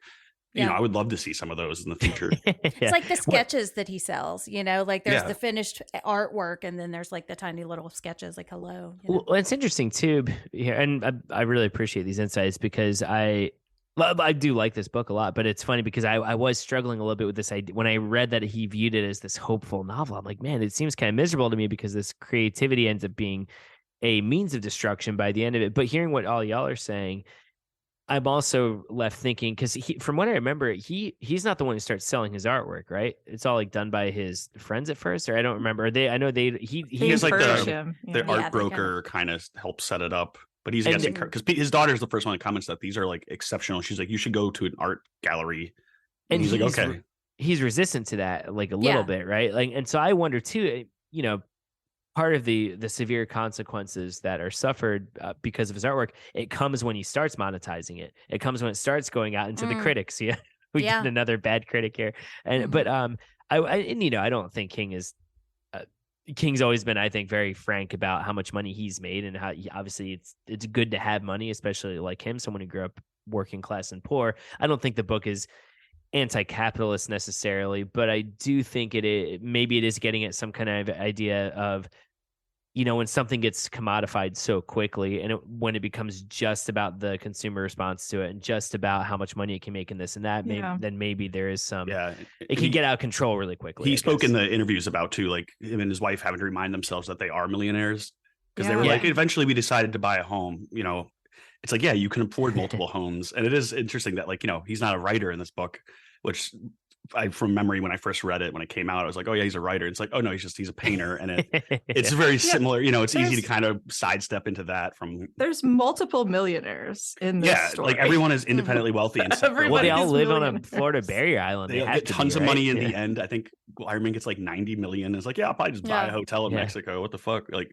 geez, I'm like struggling to keep my lights on here. I'm like, damn. I think also why I struggle with the hope element is because Wireman like gets mercilessly killed off at the end of it too, right? Money can't buy you everything, right? That's true, yeah. Well, maybe he was on borrowed time, right? Like how well did the sketching actually work? Yeah. Well, can I comment on that? So as he's healing Wireman, Slattery changed his voice and made him sound younger, which I thought was really cool. Interesting. So I had to rewind. I was like, he sounds different, and I'm like, he sounds more like that's cool, a younger man now. Interesting, man. That Roger. He really knows how to read a book, Yeah. Yeah, I think there's like an acceptance of tragedy in this book that feels peaceful in a way, like that, because everybody is a millionaire, but they're also like damaged in some way or broken. And I say that with love. Like, I don't say that as a derogatory thing, but like there's a quality of like, yes, our lives have changed, but we still go on. And so everything that you lose, it's about like really finding the smaller things to keep living for, which I think feels hopeful to me. Well, like there's a lot of tragedy, but we don't really dwell on it. We dwell on the next thing, So it's funny because in that same Simon Schuster interview, he said something to that effect, because he references that it's one of his smaller cast books, and that how the book is largely relying on friendship. It's going deep rather than wide, I think, for the characters. And he looking at friendship as a redemptive force was something I got from this book. And he said, I don't have many friendships, but the ones I do have are close. We draw each other in a kind of lighted place because we understand that there's so much darkness in the world. And he references Edgar's philosophy, or his philosophy at first, at least. That's, Edgar says it doesn't matter. Edgar says we all go smash on the floor. That's like his life philosophy for a little bit. And King says that doesn't matter. That's just the fact of life. What matters is what we do in the meantime and how we form our relationships. So maybe that's the way this book is successful. And also, despite everything that happens, they mentioned that. Bond. Oh, sorry, I didn't mean to cut you off. No, you're good. They mentioned, and you've heard it. They call Florida God's waiting room. Because there literally is like there's so many senior citizens around that when I moved to like Gainesville to go to UF, it was the first time I'd ever lived in a town where like the average age was in the 20s. Like, because everywhere else it's like the average age is like 65 everywhere, even though nationally the average age is 38. So it is God's waiting room. It's a lot of people that are going there waiting to die, basically. My parents, when we first moved, they just literally called it, it's where people go to die. Have fun, Dan. The newlywed or the nearly dead. Yes. That's great. Yeah. There is an interesting thing too. Like, you see, there's something about Edgar in all of his relationships where he's done bad things. Like his relationship with his ex-wife, right, has done some really bad things, led to their divorce, but they end up for a time coming to some sort of, level ground. Yeah. And similar, he's open with Wireman about like, Predator. Yeah, I killed him. And is open to him about what he thinks the paintings are doing. And this guy still remains his friend and is helping him out there. So I think that there's also something there about the people that are willing to stick with you, the people that are willing to go through the darkness with you, the people that are willing to accept you and love you even through those darkest moments and not let that define you. And I think that's part of what makes this book so great, is the fact that that is represented, and you do see those relationships go through that in multiple different ways, which I think is quite accurate. And I'm sure that's something that he found after his accident too, just like who's sticking around, who was willing to go, put up with him when he was struggling to, sit there and write Dreamcatcher and like all of those sort of things. Like those kind of things really show you like who's there for you, who's your ride or die. Yeah. Yes. It's funny too, because I think those are themes that transcend horror, right? And I always talk about this. I think we're in a period a little bit where at least in horror Twitter, I would see like recommend some horror authors who aren't Stephen King. Like, I'm sick about hearing him blah. And I understand that because it's good to expand your horizons, but I'll always come back to it. I don't think anyone does characters quite like him. Like, no. and I don't mean just cool monsters or whatever. I mean people that you can relate to and that you have met, and relationship dynamics that feel born out of your own life. And I think that's the kind of stuff that transcends genre. I think that's the reason why he's popular with so many people who don't exclusively read horror. And we really do see that on display here with that. I think this really between Edgar and Wireman, but also Jack a little bit, this kind of like core trio, and even Elizabeth. Quartet. The core four of the quartet. Well, Jen, real quick before we move on to the next category, you had mentioned earlier about how you prefer the first 250 pages of the novel to the last 250 pages. Is it just because of that? Because you're just drawn more to this friendship dynamic than the spooky Yuki Florida stuff? No, man. I want to read about him just having a day on the beach where he walks a little further every day. Like, I just love that so part. Cute. I love the part, the shells. And I think part of it is like, not to get too personal, but like I read this for the first time and I was in a really, really low period in my life. And I had just lost a pregnancy and I was reading it and I could kind of feel myself like healing with him, and that's why when I got to Illy dying, I was so mad. I was like, how dare you do this to me while I'm reading this book, and I could feel myself getting better, and then it felt like it was snatched away. And so I think I still kind of connect to that like healing element to it, because I think reading it, like just putting one page in front of the next, and it just feels so soothing in a lot of ways, and then the shit starts going down and like, no, I don't want her to die again. So and maybe that, I don't know. Well, I know I have a section I'm going to talk about the length a little bit more, but I know the length is something. I'm a fast reader, and it's something I struggled with this time around. But I almost wonder if if we're looking at it through that lens of healing, maybe that justifies the pace. Like maybe it's like, no, what does it really feel like for a guy who put lost, in the time? You got to put in the time. Yep. You can't force it.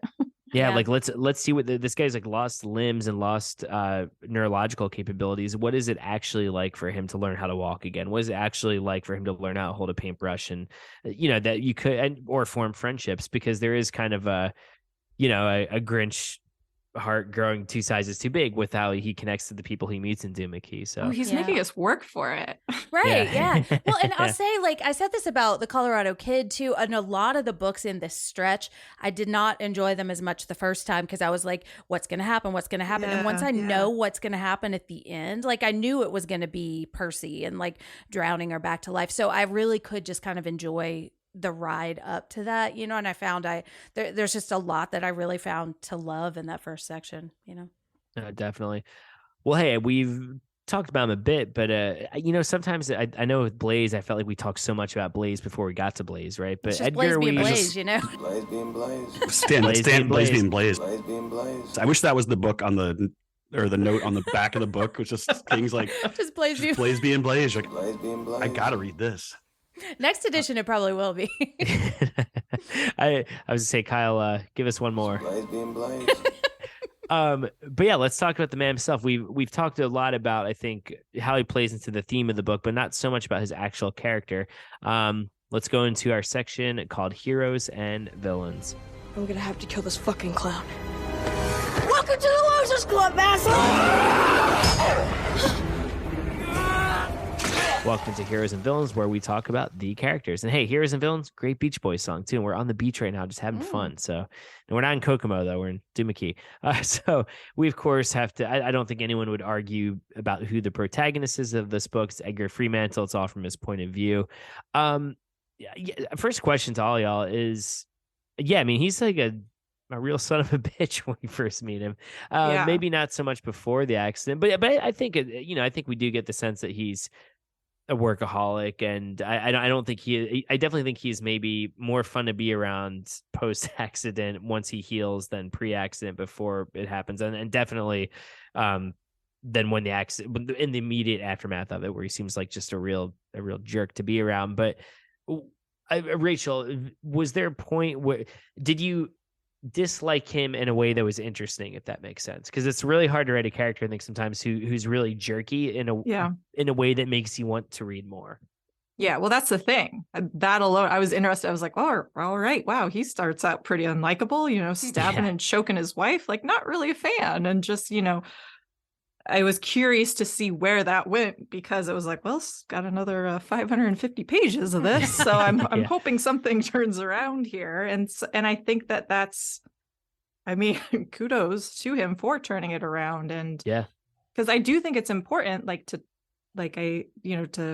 address and discuss that rage that comes with trauma. Like, I did think that was really interesting. And I thought that he was, extrapolating and talking about that and in a really beautiful way that I think actually helped me like Edgar more, because it wasn't just the rage we were seeing. We were actually digging a little bit deeper, and there was a little bit of explanation that it was like, okay, well, don't really appreciate his actions, but I can understand it, I guess.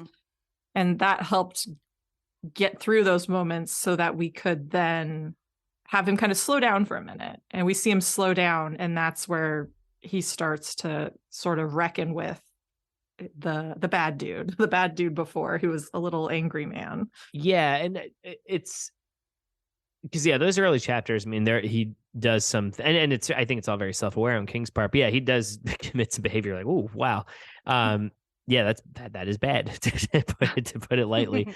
But I think tactically what it does for the novel is, okay, he puts him in a certain physical place that he has to come back from. Yeah. And I think with that, you could get, okay, he's sullen, he is fed up with life, whatever. And maybe that would be enough for him to come back from emotionally and mentally. But by adding that extra layer of, no, it's not just that. He's, like you said, he has rage, he's physically abusive, he's emotionally abusive, like that. To have that be a redemption arc, I think that's important, because we don't always see that also in fiction. It's a hard thing to pull off. So I actually do appreciate how King brings him to such a low point in all aspects, not just this accident that happened to him. And they also, and I think it's kind of like he's trying to will it into creation, because if you remember his friend Frank Miller, the guy who did a lot of the audiobooks. Oh, yeah. He was in a severe motorcycle accident and his mood changed a lot. And I read an interview where King said you would visit him and you'd have to be careful because he'd have these flashes of rage that would just come out. And he's like, he had never had that before. And it's very similar, I think, what Edgar Fremantle, by the way, who else do we know in the King universe? That saved that for King's Dominion. But I think it might be, I mean, pretty clearly, I think his friend helped inspire this character. Yeah. Interestingly enough, when the band recorded at Big Pink, the house Big Pink, Bob Dylan would join them, and he was recovering from a motorcycle accident at that time. So there you go. Yeah, the old basement tape sessions. And anyway, we know, I learned that from listening to The Bone. The 102.5. Yeah, 102.5. But yeah, I should look up Russ albums. I was reading the history too of The Bone, and it's sort of turned into like a shock rock. Where's it? It's called The Bone. Yeah, a lot of mileage on that one. Yeah. Russ Albums is still around. He's he was only 1980 to 1994, which 90. I think I probably heard him. I guess I probably only heard him like 92 to 94, but he had a big impression on me. Jen, what about you? As far as like Edgar's less savory aspects early on in the novel and him coming back from that. I don't think I ever disliked Edgar, and I think I don't remember my first impression of him. I just always see him like walking in the beach, and I feel like I keep coming back from that, but that just like is a really powerful image for me.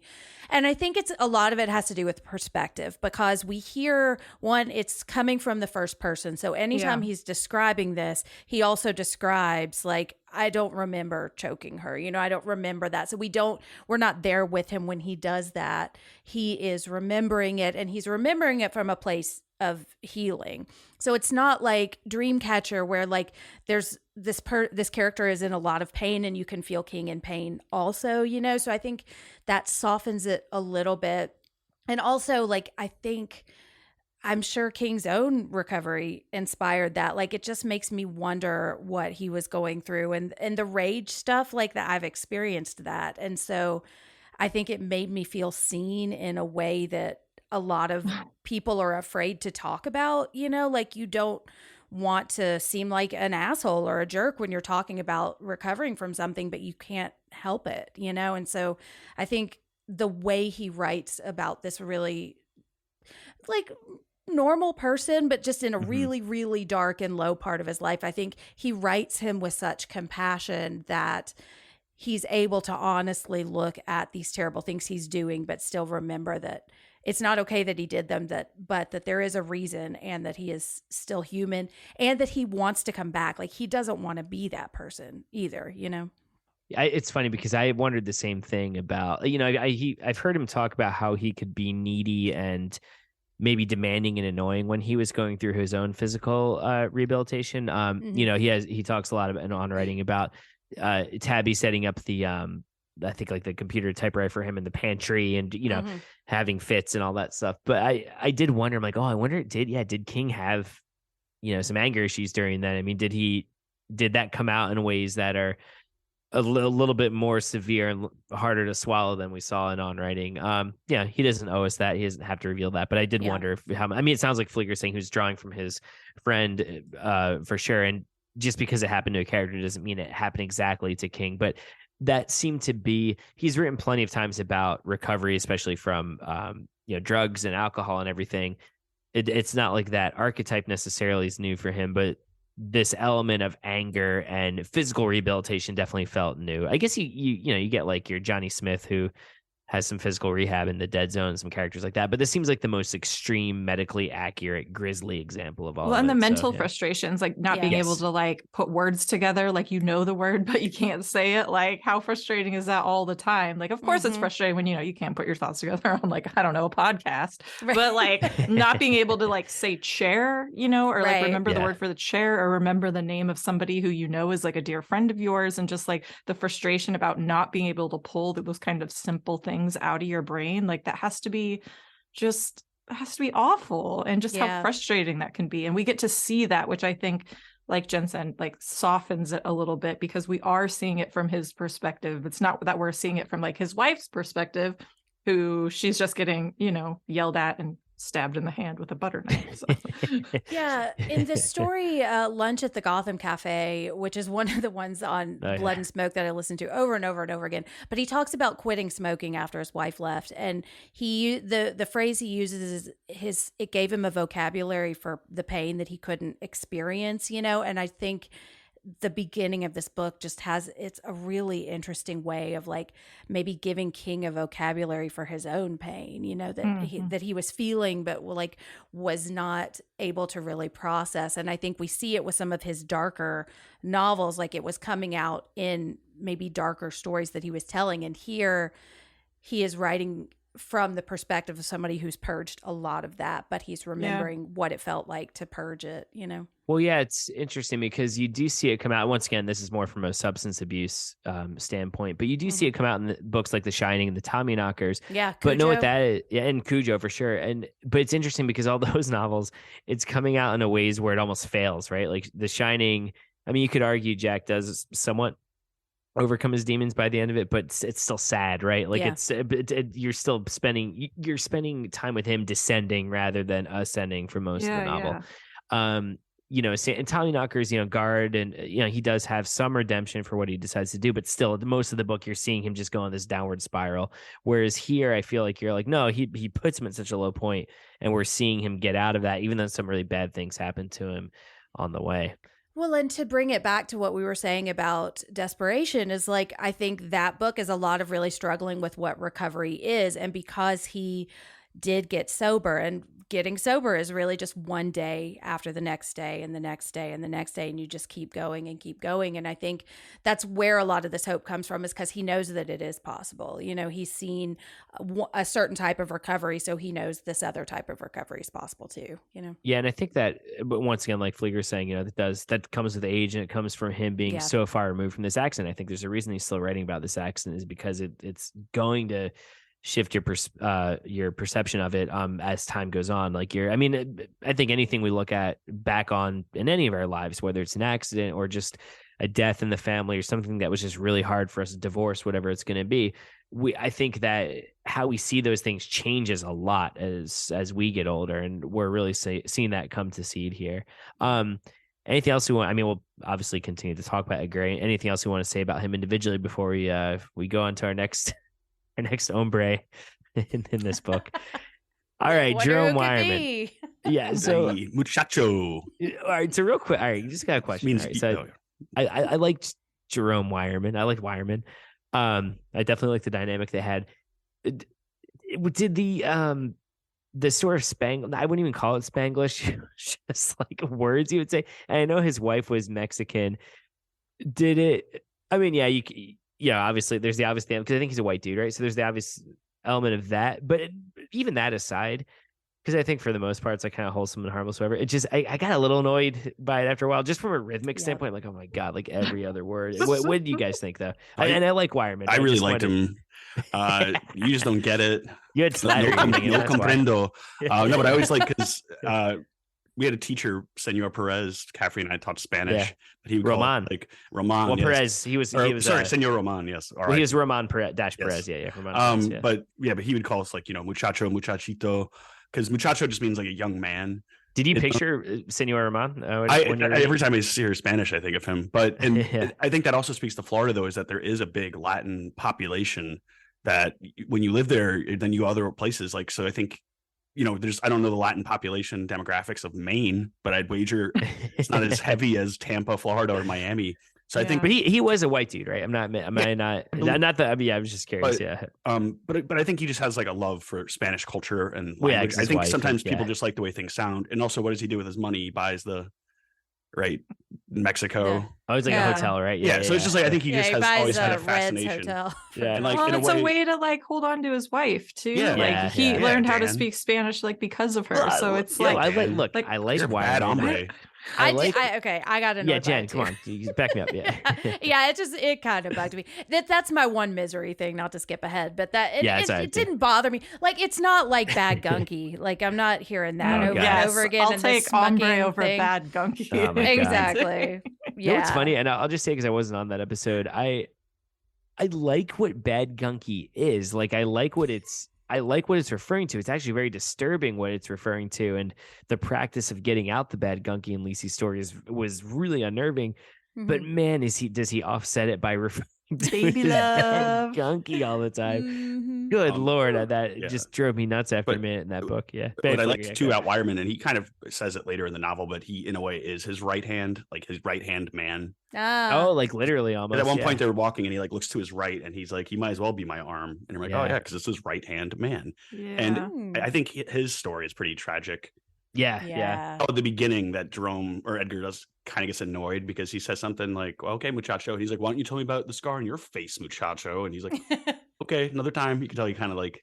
Yeah, that's like a kind of defense like mechanism, maybe. Yeah, right. Like I like how jovial. I like how their relationship is born out of just liking hanging out together and having this kind of lightheartedness. Because the Wireman's past came as a genuine surprise to me, although it also felt very earned, and he felt like one of King's more complex sidemen, like the best friend, right? Like Wireman actually had a lot going on.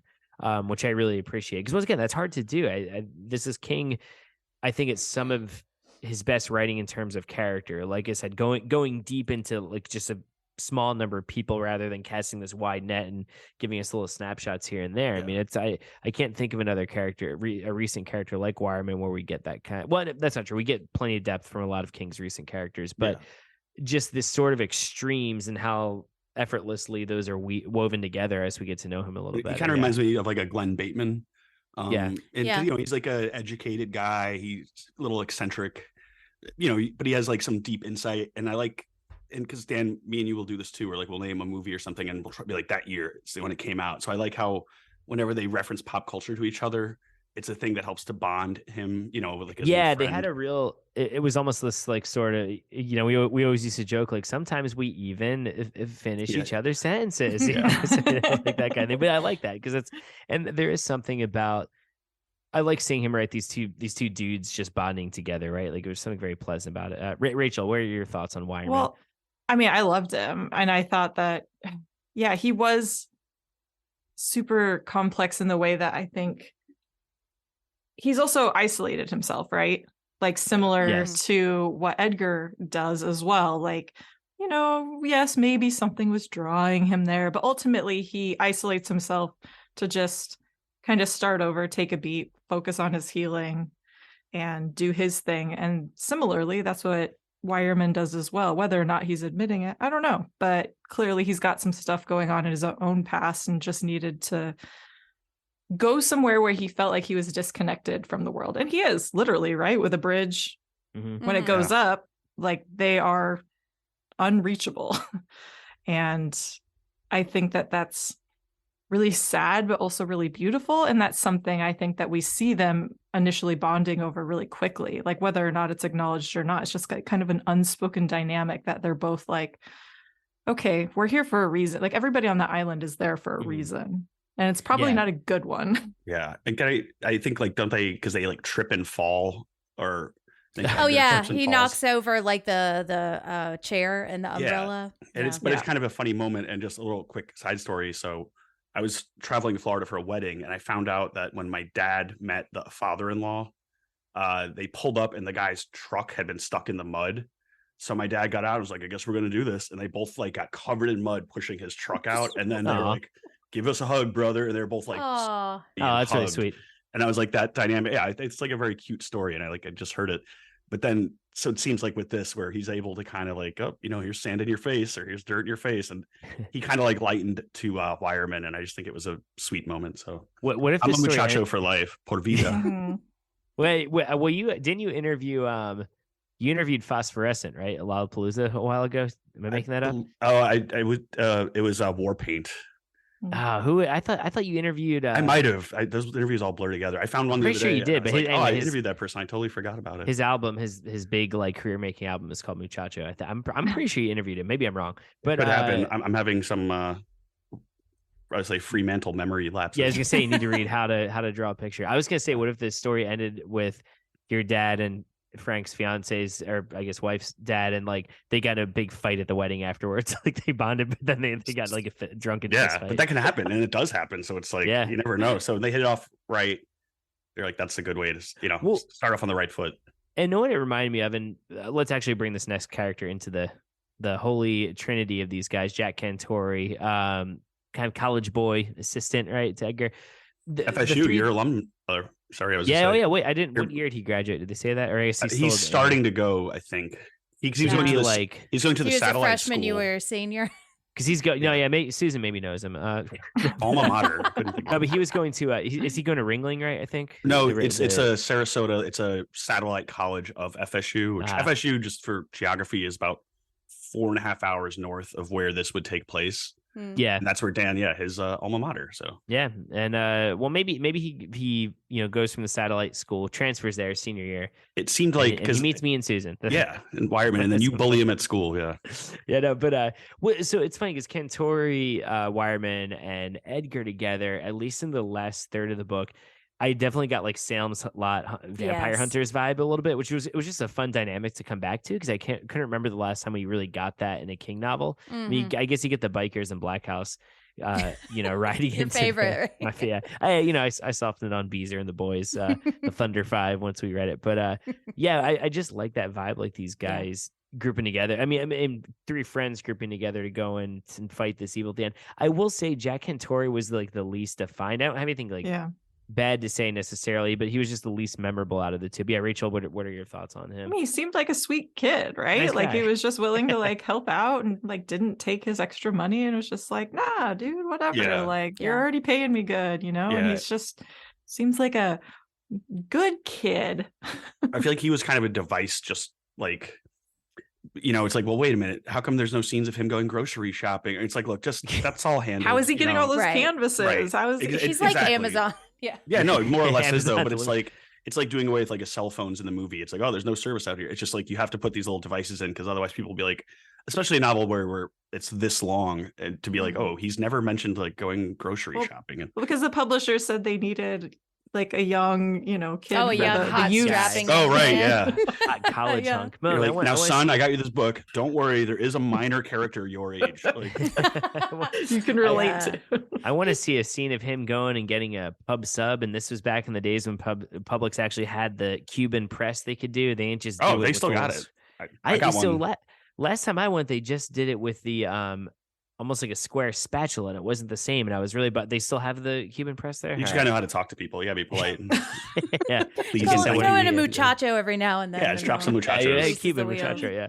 Yeah. I'm no Jack Cantori, I guess, when shopping. Jen, what were your thoughts on Jack Cantori? Anything to add on that?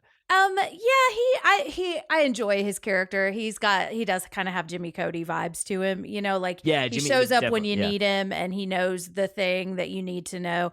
And he also feels a hair too good to be true for like a college kid. Like he just loves this guy, this old guy who I don't know is not like. I don't know. He listens to like old standards or something.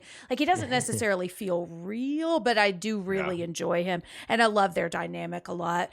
But it's funny, like when you said the Trinity, I was thinking Elizabeth as that. Because I think I like the three of them more than I like the three, the Jerome, Jack, and Edgar. Yeah, that's a good point. And we probably do get page for page. I think we get more with Elizabeth, Wireman, and Edgar. I think just because I like that last stretch so much, I'm like, they're gonna go get that I was thinking the sounds like. Let's talk about Elizabeth. I mean, she's. Do you know her last name?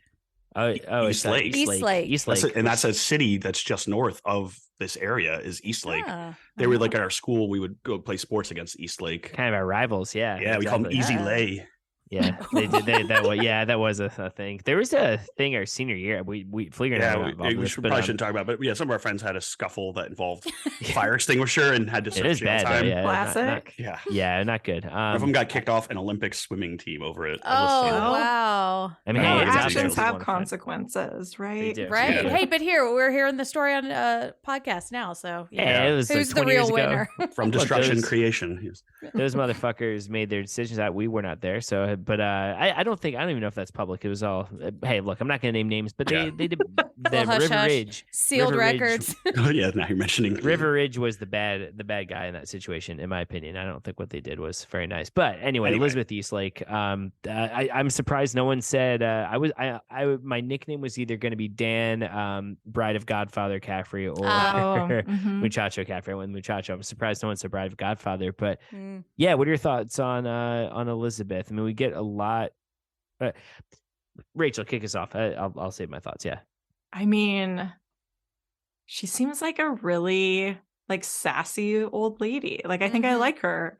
Like she's got, obviously she has a really traumatic backstory, which we learn, and is a major player in everything that's happening to Edgar, but just she's tragic in a lot of ways too. I mean, all of these characters there's a lot of tragedy and they're all sadness doomed. and Duma Key. Oh. Duma Key. Yeah. Duma Key.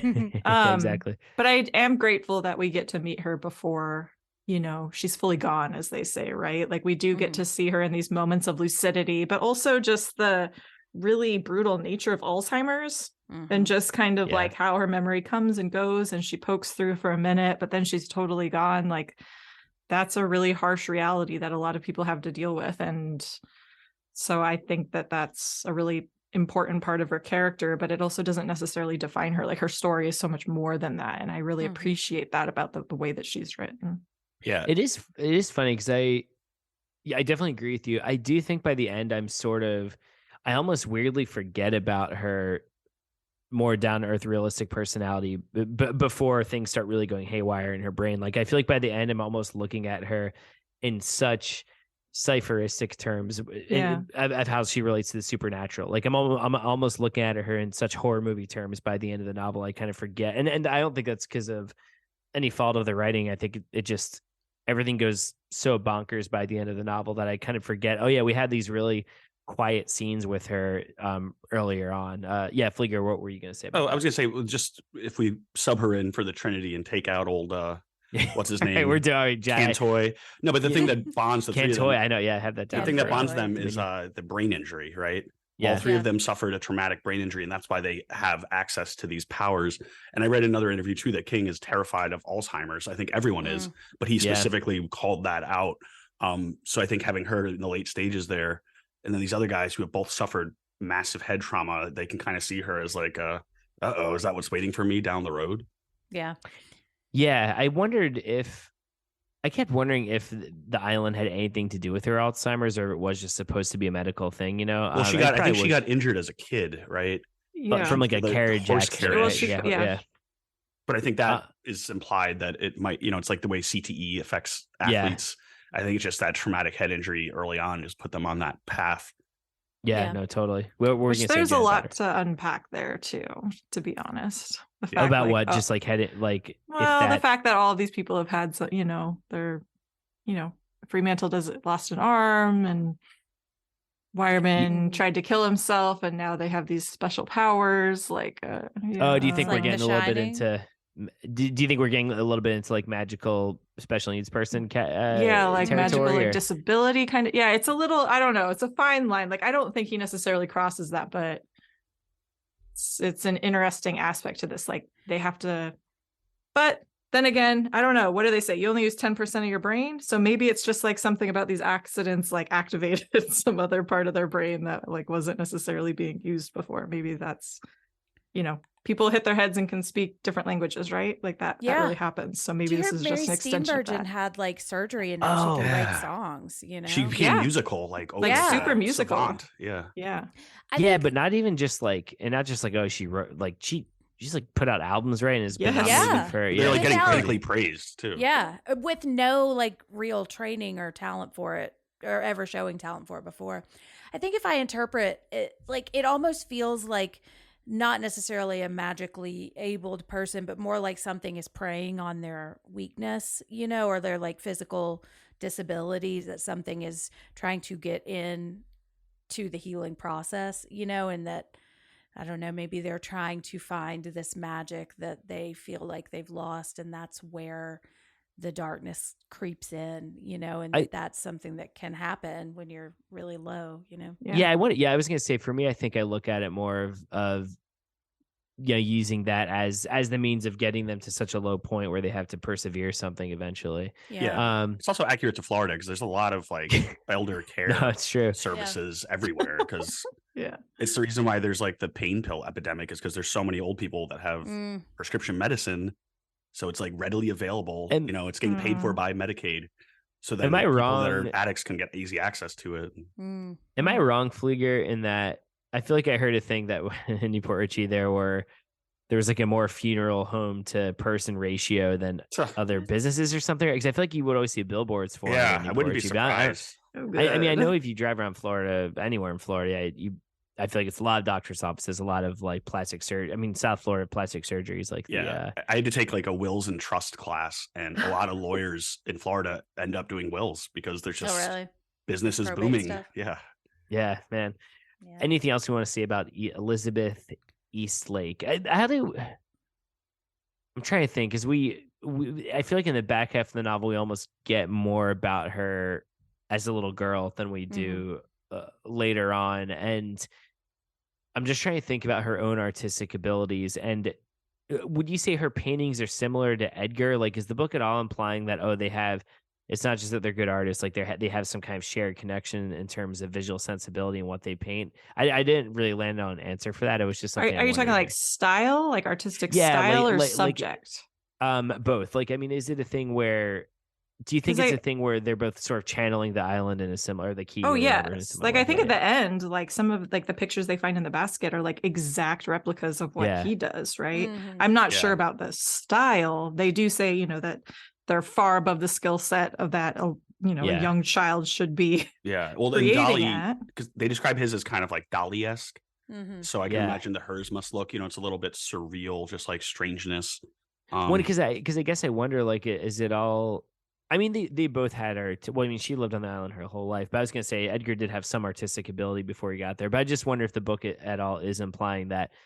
Are they actually good artists, or are they just is this energy of the place? I think there's a combination of it. Yeah. I think it's like, it's almost like, without getting too into the room 237, but there's like a beam like quality there. There's something about an amplification of power that is concentrating in this area. And it seems like the house specifically is some sort of antenna that is taking in this kind of energy that, everyone that lives there does start to like surpass their own abilities and get better. So I kept thinking of the Marston house, like a more benign Marston house.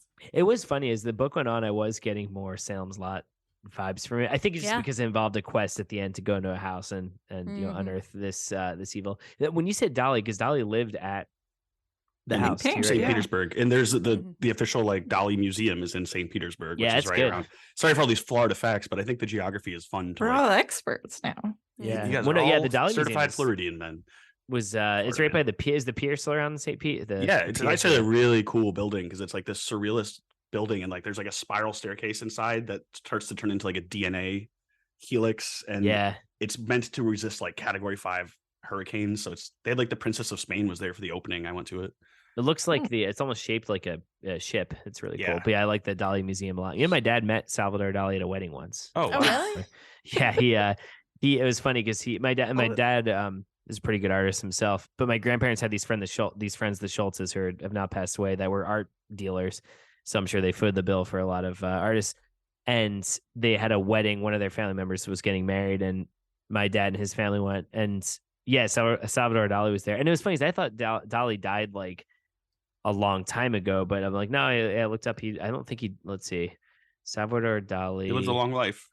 Yeah, he was, he died. Yeah, 89. So he was alive when we were alive. Yeah, they actually have the elephant, les elephants, I actually have that painting in my house. Like I really love Dolly's stuff. Cool. No, same. And so my dad, my dad was probably only like a high schooler, like 13 or 14, I think. And when they told me, I'm like, you met Dolly? And I'm like, yeah. I was like, what do you say to him? He's like, I know. nothing. He said, like, what? Hello, Dolly.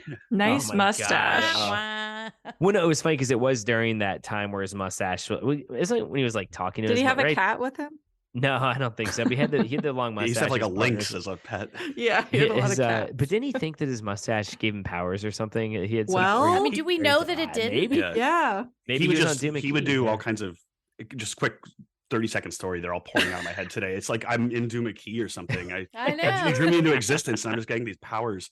But at one point they had like this scientist who discovered DNA had a meeting with Dolly, and he was like, "Oh, I'll show this to the artist." And Dolly saw the DNA, goes, "Well, that proves it. God exists."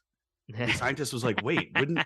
But it's just like his mind just worked in a different way. But then he was like, "In a way, Dolly was kind of right, though." And so I mean, that's what DNA is, right? Yeah. But a lot of stuff he says is just like meant to be provocative, and he fucks with the press, Yeah, and he when I was fixed that, my dad, and I think too they brought my dad, was like, "Oh, Drew draws, like meet Salvador Dali," and I was like, what do you ask him? And he was like, nothing. He's like, I'm an awkward kid. He just like shook his hand and was like, "Yeah, nice to meet you." And he's like, "What do you ask Salvador Dali? Like, what the fuck was I supposed to say to him?" And so, what would you guys ask Salvador? Are you Dali fans, all of you? Or I'm Dolly Parton fan.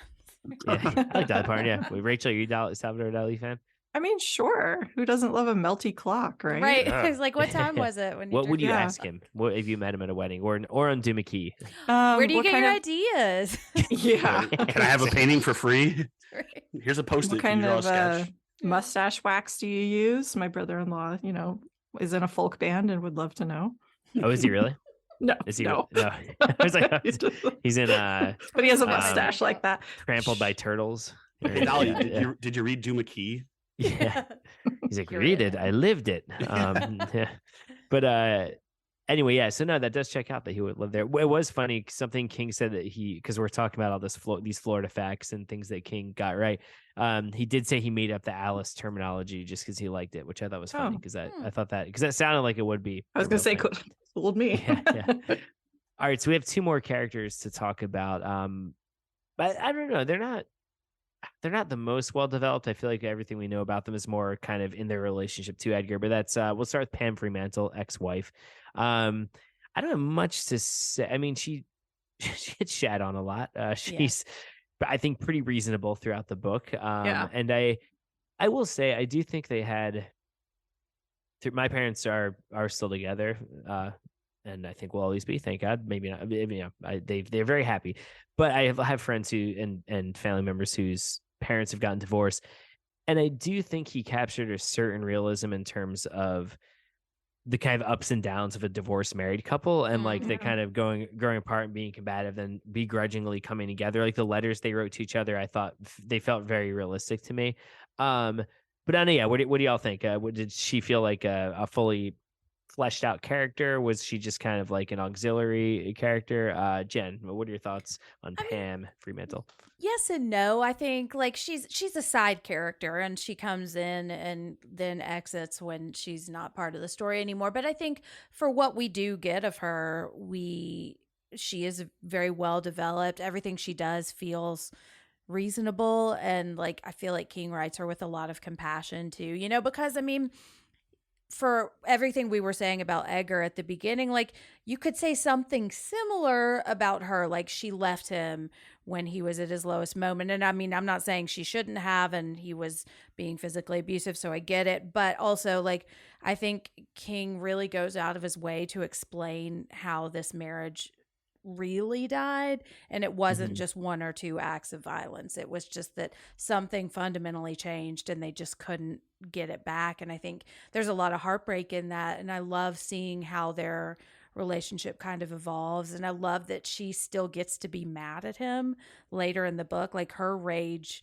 feels just as present and like welcome in the story as Edgar's, I like the little digs that she would have at him in the letters sometimes, like that kind of barbed words that felt very, very true to me. Yeah. And I think too, that's how most relationships and marriages fall apart. It's always way after you think they should, and it's never after one event. It's honestly, it's not even after the biggest event. Usually, it's just kind of that's the Yeah, the straw that broke the camel's back. Rachel, how do you feel about Pam Fremantle? No, I mean, everything Jen just said, but yeah, I do appreciate that. It also, you know, they were together a long time, and yes, the bad things led to a divorce, but there was a lot of good there too. And they talk about that a lot. And we do see that ultimately she helps him with the invitations. Like they have a little hookup when she knows that he's really going through it, but it's not unconditional. And there is, something that is unforgivable that can never be undone. And obviously we see that happen with their daughter, and like that's the final straw. And it's complicated, but I do think it's realistic in a lot of ways, because just because you aren't with somebody doesn't mean that you don't care about them. And so we kind of see both sides of that, I think, really nicely. Well, especially when you have kids together too. That's when you have kids, then you're like, I have to see this person. Right. But it reminded me a lot of the Tony Soprano, Carmela. Yes. Yeah. Marco Polo. Yeah, exactly. I just rewatched that episode.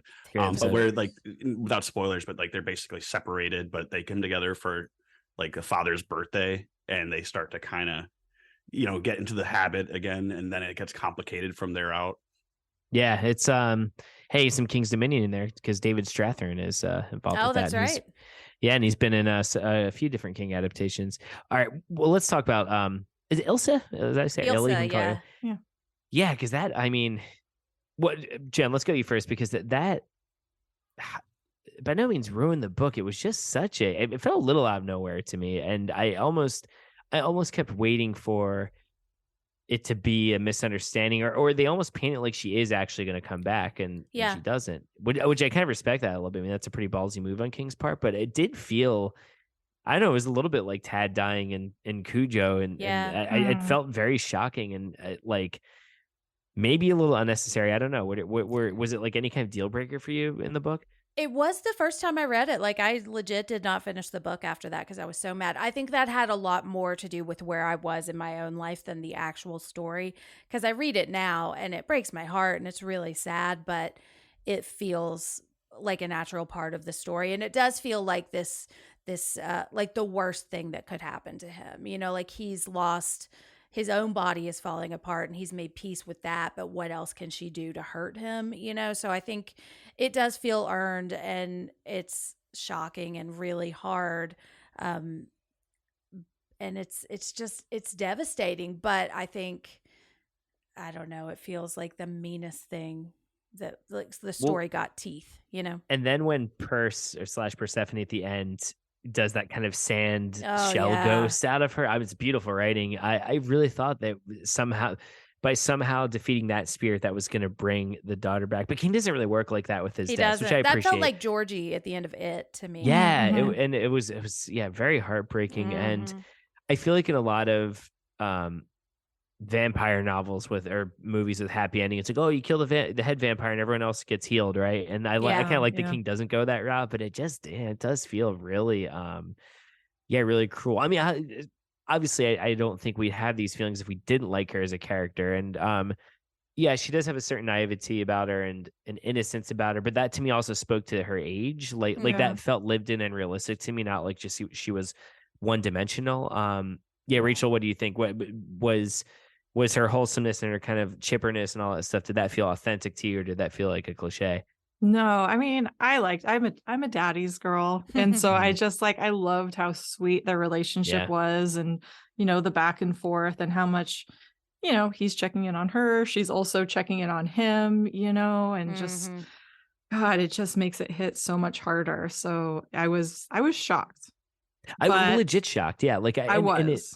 In a book where everything's taking a while, that also coincides with when the book really starts to move. We're kind of getting into that third act where it becomes more supernatural, because I remember I had to go back and reread it because it happens really quickly, and then his wife calls him and it's just like, you killed our daughter. I'm like, wait, what? Like it just kind of sneaks up on you, and I imagine that pacing is very intentional, because it probably does start to move at that breakneck speed, and it's the stages of grief too, like, right, almost like negotiation, denial, like it becomes this kind of whirlwind for him in that last third of the book, to the point where he's almost not processing it, neither are you. And it feels like clinical but also chaotic and cold. And I mean, it's definitely effective. Yeah, Well, it you just know what felt they so say. cool. Duma What? has never been a lucky place for daughters. That's true. You should have seen Yeah. it. I mean, and King does foreshadow that pretty early on too, right? He Go the does, last time I yeah. ever saw her. Yeah. What was I the feel other like I can daughter's go. name? I'm a son, so I can go Yeah. get suntan on Duma Key, no problem, no sweat. It's the go- patriarchy, man. Yeah, right. Yeah, It's seriously. it's good for even, no one. even in death. But no, what was the other daughter's name? I didn't know. I mean, and I don't think we're supposed to Melinda. know. Melinda. That's right. Yeah. But yeah, man, poor Elsa. That was just felt very unforgiving to me. Yeah. Like that was for being not one of King's most famous books. That felt like a big. Yeah, it's maybe not quite as shocking as Tad, but it's up there for me for sure. But also an important yeah. reality check, I think, too, Yeah. for Edgar, because he's Mhm. kind of, he knows he's playing with some dangerous things, but isn't maybe necessarily quite sure exactly how dangerous. And then Yeah. it's like, oh, just punches you in the gut. Like, oh, this is far more, dangerous than I could have ever imagined. I was going to ask you, Mary, right, the art critic who, Mary Iyer. Mary Yeah. Iyer, yeah. Do you think it's a little bit of a Tom Brogan situation in it, where it's someone who maybe already has those impulses in her, and the artwork and the island itself kind of brings it out in her? That like, is the island moving as a kind of force in the or the ship or whatever you want to call it, in the same way that the Overlook is kind of tapping into Jack's worst instincts and motivating him to be murderous? Or do you think that she was just going to do that anyway, or it would have happened at some point with some other artist? Oh, I don't I think think so. Yeah, I think it's the island. I think it's almost like she's the bullet in the gun. Yeah. That's what I thought too, Yeah. because I didn't, I didn't necessarily, she's eccentric, but I didn't necessarily get like, oh, that she's No. this homicidal Murderous, maniac. yeah. Or No, something. I always think of like the Dark Tower when they describe like the beam, and they're like, when you look at clouds, sometimes you can see they're all going in a certain direction, and it's like there's a slight magnetism, and that's what I just imagine Duma Key has. Like, if you're predisposed and you get around it, like, you're really going to be in trouble.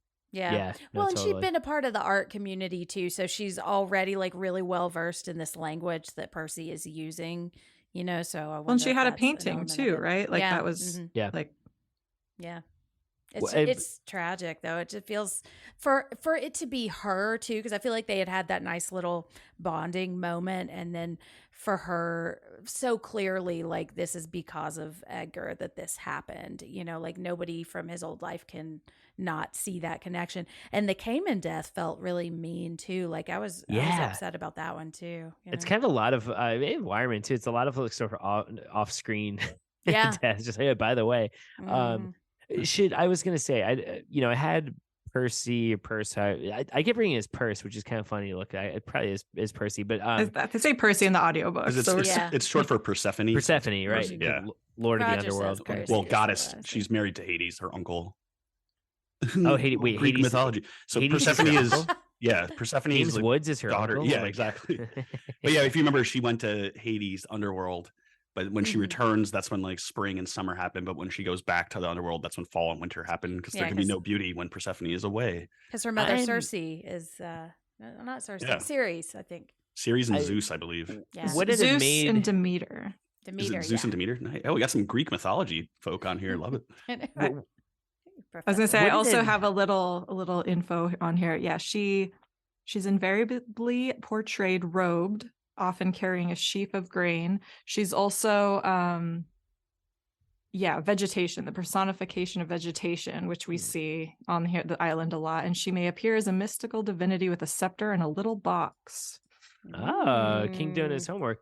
Although, wouldn't Neptune or Poseidon's daughter made a little bit more sense? So we're talking about the water. If, Little Mermaid. Well, yeah, little, you know. yeah. Your King Triton's daughter, yeah. No, I was gonna say, do you think there's anything to say about Percy, like as a character? She's more like a demonic. I kind of lump her in with everything that we An meet in the cemetery. entity. An Yeah. entity, exactly. Female Yeah. villain. Yeah, like it's almost that. like a weather pattern, almost like that's should almost exist. yeah. Like I mean, Mother I do. I Nature. love the way she's on. I love that. You're right. The first intro- female villain. That's a good observation. Yeah.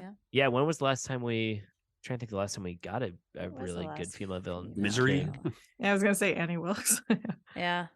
Where it's like the soul villain kind of thing. Here, I'm gonna Dolores just actually- Claiborne. There's a. Eh, She's not really. No, she's not a villain, but the older woman that she works for. I mean, she's I don't know, villainous. she's not really- you think But she's a then you jerk? understand. I mean, she's a pretty awful person, but How I guess the dare husband is the more of a villain. I'm in that. trying to think of like Yeah. last time a woman at this point in his career, a woman was like the villain. You know what I'm saying? Like I feel like there's Yeah. like here I'm looking. So I what do. years? 2008. This is Blaze, no. Lacey's Story, no. Cell, no. Colorado Kid, no. I mean there's Dark Tower. Coos, yeah. Yeah, I was gonna say Dark Tower. We get some female villains throughout. Black House, no, from Rebuke. Yeah, I mean you'd have to, she's got some Rose Madder vibes, We've this remind me a lot of Rose Madder at times. Yeah. Bag of Bones, you get some. You definitely get some female spirits, but they're. Yeah. I mean, Sarah Tidwell has. That feels reason more to like be, Nan Melda, Yeah, exactly. Has reason to be angry, kind of thing. Well, okay, so either way, yeah, very notable. And like I said, I do like that first reveal of like the figure just crawling in red robes. I thought that was super creepy. But hey, we'll save all that for the cemetery. But okay, cool. Any other characters we want to touch on? Like I said, a quicker. This is usually our longest section. It's one of our shortest here, I think, just because there's not many of them. Anyone we want to touch on that we forgot about? It's like Nan Melda. Yeah, what do you think? Yeah, ultimately she's like the hero, right? Like she's the one who kind of solves the puzzle of what to do with Percy. So it's like a small side character, but like hugely critically important. Yeah. And I do think it's interesting too that she was, just like the nanny, that the caretaker, the housekeeper, kind of ultimately is the one that saves the day, even though, obviously a lot of lives were lost in the process, but ultimately she's the one who figures out she figures out everything. Figures she does, out yeah. the silver, how to figures out a container. Yeah. The doll, because that'd be fresh water, right? Is the thing. Yeah. I liked that. I'll admit I was getting a little lost toward the end there. I'm like, wait, what all they have to do in the end? But it was cool. All right. Well, we talked about a lot of friends we've liked, a lot of characters we've liked, but now we have to go into a slightly less pleasant section called Misery. She died. She just slipped away. Slipped away? Slipped away? She didn't just slip away. You did it. You did it. You did it. You did it. You did it. You murdered my Misery. Annie. All right, so now we are in Misery, where we talk about some of the aspects of the book that maybe didn't work for us. I don't have a ton for this in terms of prose. Something I did want to ask, look, it's a long book, and we've talked about why the length might be justified if we're talking about this healing journey and the fact that King just wanted to explore a handful of characters rather deeply as opposed to exploring a whole cast of characters a little bit more superficially. That being said, it's still a long book.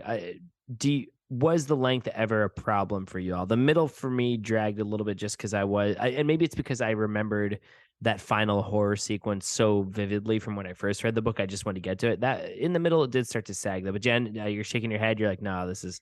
Oh no, I love it. And maybe this is like my meeting notes love coming out. Like I just love it. I love the numbers game. I love him walking on the beach. I love like the process of him writing and doing all like that. That's just such a happy moment in the like when he has the show. And I love that we get to see him experience that. And I love that it feels like King kind of want to linger there, and I love it. I wouldn't take that part out. And if anything, I might extend the horror section a little bit at the end and just make it like, just give me 900 pages, I'd read it. Yeah, I would agree with that. That's like I said, it's what really picks up for me. So I wouldn't mind more of that. Rachel, what about you? Is the length at all an issue for you? It was an issue for me reading it in like less than 10 days. But I'm not a fast reader, and I struggle sometimes with like focus and concentration, ADHD is super fun.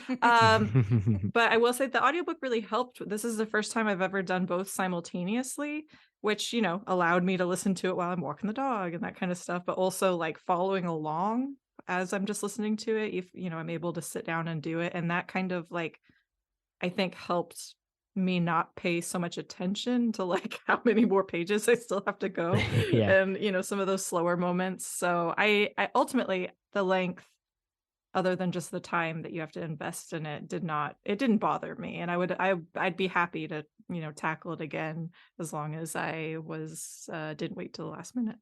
Hey, all good. I mean, I know that scheduling this one was a little bit of a bear just because of other pod stuff going on. It's funny because even with the horror elements, which I loved, there is you do have to kind of pay attention to it a little bit just in terms of the logistics of, on its surface, it's pretty simple, right? Like, okay, these two people who are channeling this spirit with their art, Elizabeth did as a kid, Edgar's doing it now. But there are some details within there about like about Nan, like we said, and the purse mythology and all that. So I think it could be easy to like get lost in it or skim past it. Pfleegor, what about you? How do you feel? Yeah, I mean, the length was a little bit, but that's not, I mean, if you're used to reading Stephen King books, 600 pages, not, you can do it.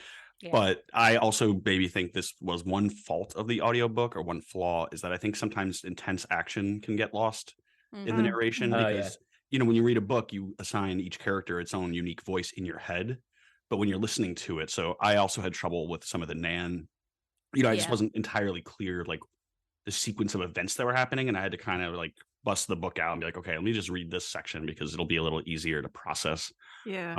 But yeah, like I remember, Dan, because you took like classes to learn how to read fast. And then you get those materials when we were in like middle school. Alpha reading. Yeah. I wonder if that's the still alpha thing. state reading. I do that sometimes, not as much when I'm doing like critical, but more like I'm trying to finish this Quentin Tarantino book about cinema. And I'm like, I really should be reading Stephen King right now. But it's, you know, I used to read Stephen King just for fun, and I still do. But now I try to really approach it a lot more critically. Yeah. Especially for like this section. And to me, that was a flaw. I think the ending could use another, I don't know, pass through the editors. One thing I had was, you know, look, all right, I'll forgive all the Muchacho stuff. I mean, I think y'all have convinced me. Wireman's a good guy. I will say though, the first meeting they had, I like how they meet and everything. It all feels very organic to me.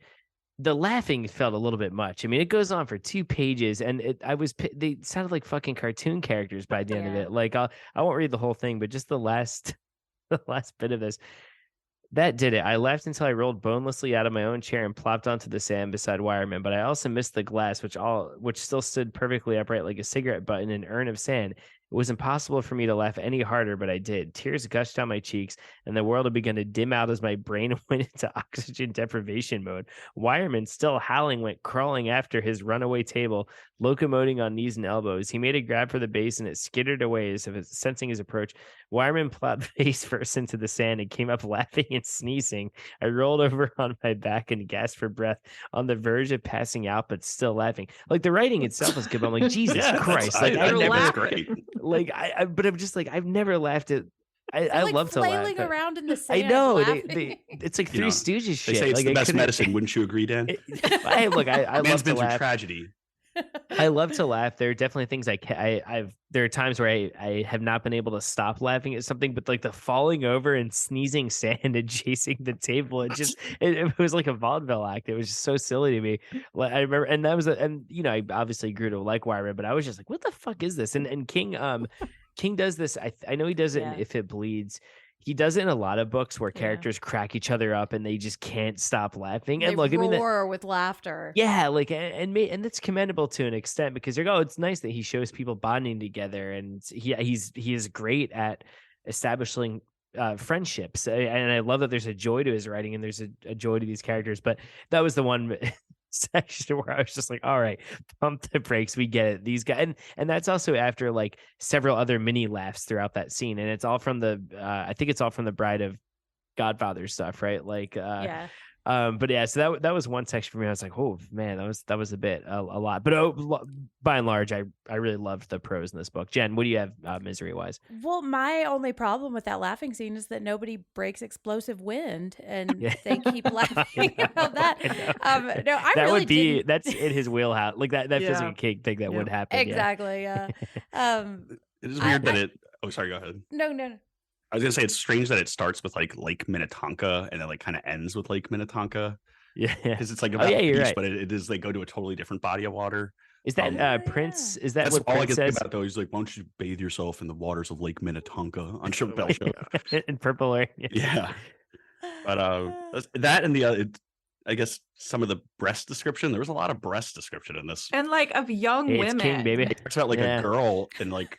She's ripe. She's like my daughter's called her ripe. Told her something. And he's like, the little girl was wearing like a sexy dress, and it was like, what? Yeah. Other than that, I didn't have anything though. Like I had one. Yeah, go ahead, please, Rachel. Also, in the Today interview that he did for this book, King said, you can scare the American public, but it's really hard to gross them out. And I got grossed out by one little thing. So on page 551, Edgar saying, like, I'm starving. Is there anything sweet? Cake, cookies, a motherfucking ho-ho? There wasn't. I settled for another Pepsi and a few cucumber strips dipped in ranch dressing, which to me has always looked and tasted like slightly sweetened snot. And that grossed me out. And I'm like, great. So now I can never like eat cucumbers and ranch without thinking of another cucumber salad. That doesn't, and it's funny too, because that doesn't sound like pound cake. Like, oh, it's so gross. It's fun. That you sound like legit off put by that. Like, you're not going to be able to eat that again. That I'm never going to be able to eat this and not think of that. Is that a favorite snack of yours? Like, is that something you do like to eat? Or I mean, I don't. Sure, yeah. If it's like on a buffet, like of course, like not anymore. Like a veggie Never plate. again. Yeah. Nope. Guess I'm just left with broccoli and carrots. You know? Yeah. Oh man. The Wireman death is also another thing that I did see. It's like, why did you have to kill them all? I felt like that. It very much is like that Simpsons where the Lord of the Flies mentioned again, but they're like, and the children were rescued by let's say Mo. Yeah. What? But it's like and also heart attack. A little bit like Stand By Me too. I was gonna say Stand By Me, yeah. Which the movie, and Stand By Me, I think the movie makes it work with just Chris dying, but the book, it's like, I'm just gonna kill all these motherfuckers except for Gordy, and even Chris dying, it feels really, really tragic. Wireman, and I don't know, like you were saying, maybe he's trying to imply that part of his own healing had to do with being in close proximity to Edgar. I don't know. Yeah. But it seemed a little cruel, and it's like, it's so quick, and it's at the very, very end too. And maybe, and you know, thinking about what King was saying about having lightness within darkness and friendships being the ultimate epitome of that. Maybe that's what he's trying to get at. Like, well, hey, at least these guys found each other and had good times and did something important together before one of them kicked it. But yeah, it seems a little cruel. I would take that out too, I think. Well, I saw an interview where he was talking about what he originally wrote for Wireman, and he had a scene where Wireman was sanding a boat on the shore of his like Mexican hotel thing, and then Edgar walks down and they give each other a hug and it pans away. So maybe he was like, maybe this is a little too much like Shawshank. Yeah. Hey, look, honestly, the book would have earned that. You know, that was I love these guys. They would have loved it. They show up to Mexico and arrest Andy. Like, we got your fugitive back here, Muchacho. Red set the whole sting up. Get that bandito. Yeah, he's like, I'm a federale. So no, but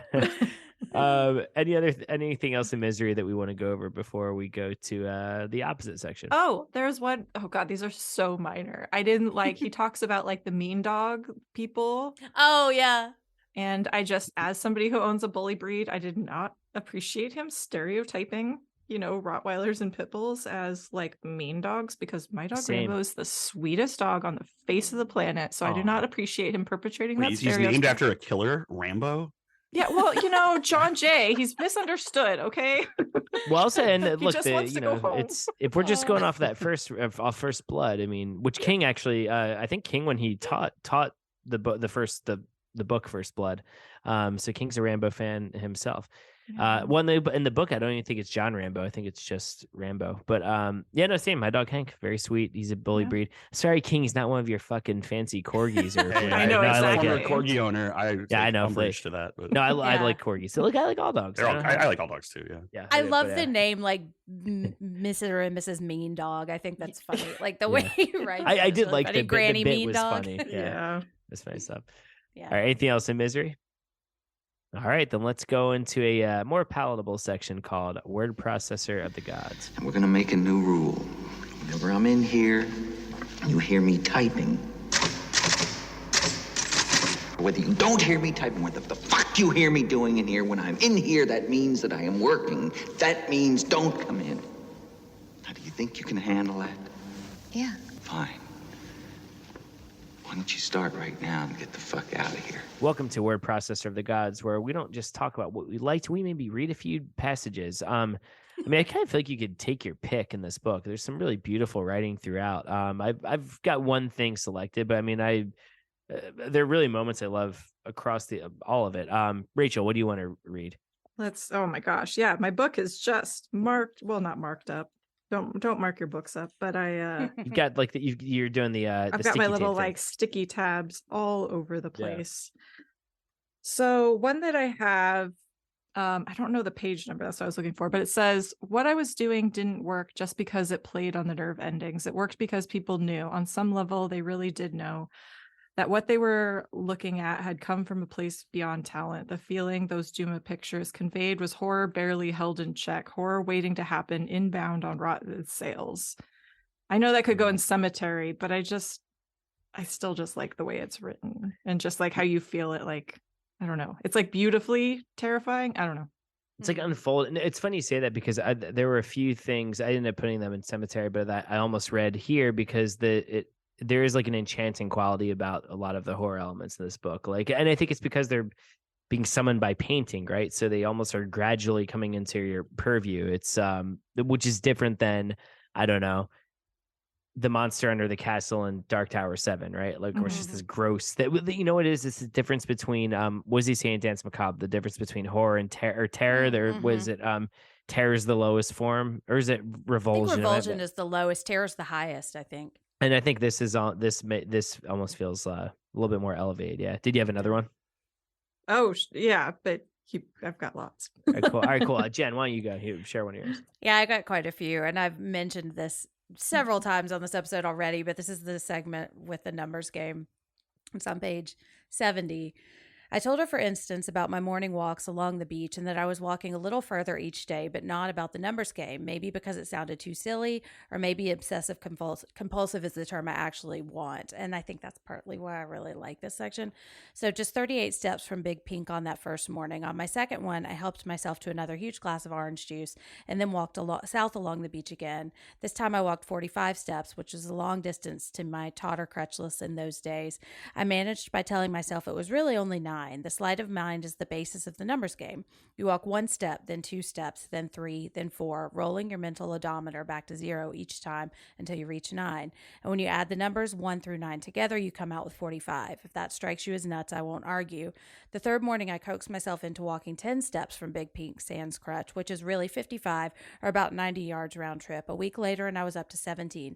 And when you add all those numbers, you come out with 153. I get to the end of that distance, look back at the house, and marvel at how far away it looked. I'd also sag a little at the thought of having to walk all the way back again. You can do it, I tell myself. It's easy, just 17 steps is all. That's what I'd tell myself, but I didn't tell Ilsa.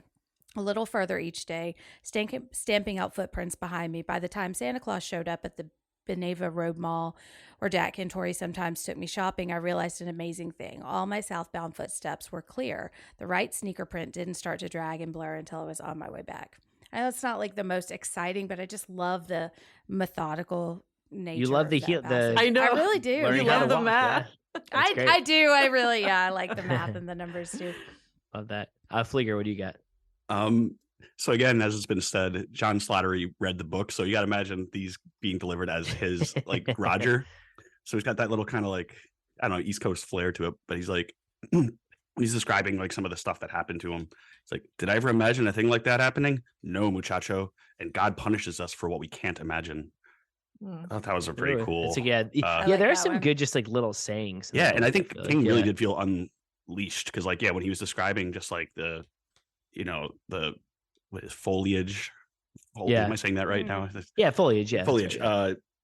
But you know, just like him being able to just like really set the stage, and it didn't feel like he was being held back at all. And it is like just very beautiful writing, and you know, the parts of like her having her last cigarette, like maybe she would have smoked more if it wasn't her, if she knew it was her last cigarette.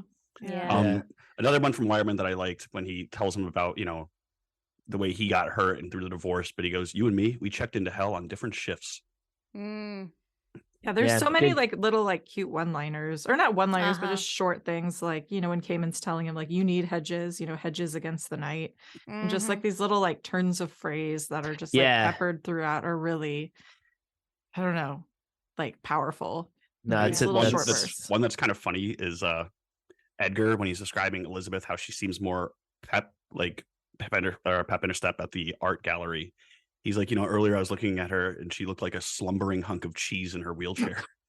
Slumbering hunk of cheese. This is so funny description. I hope nobody ever describes me as a slumbering hunk of Rachel's a cheese. slumbering snot cucumber.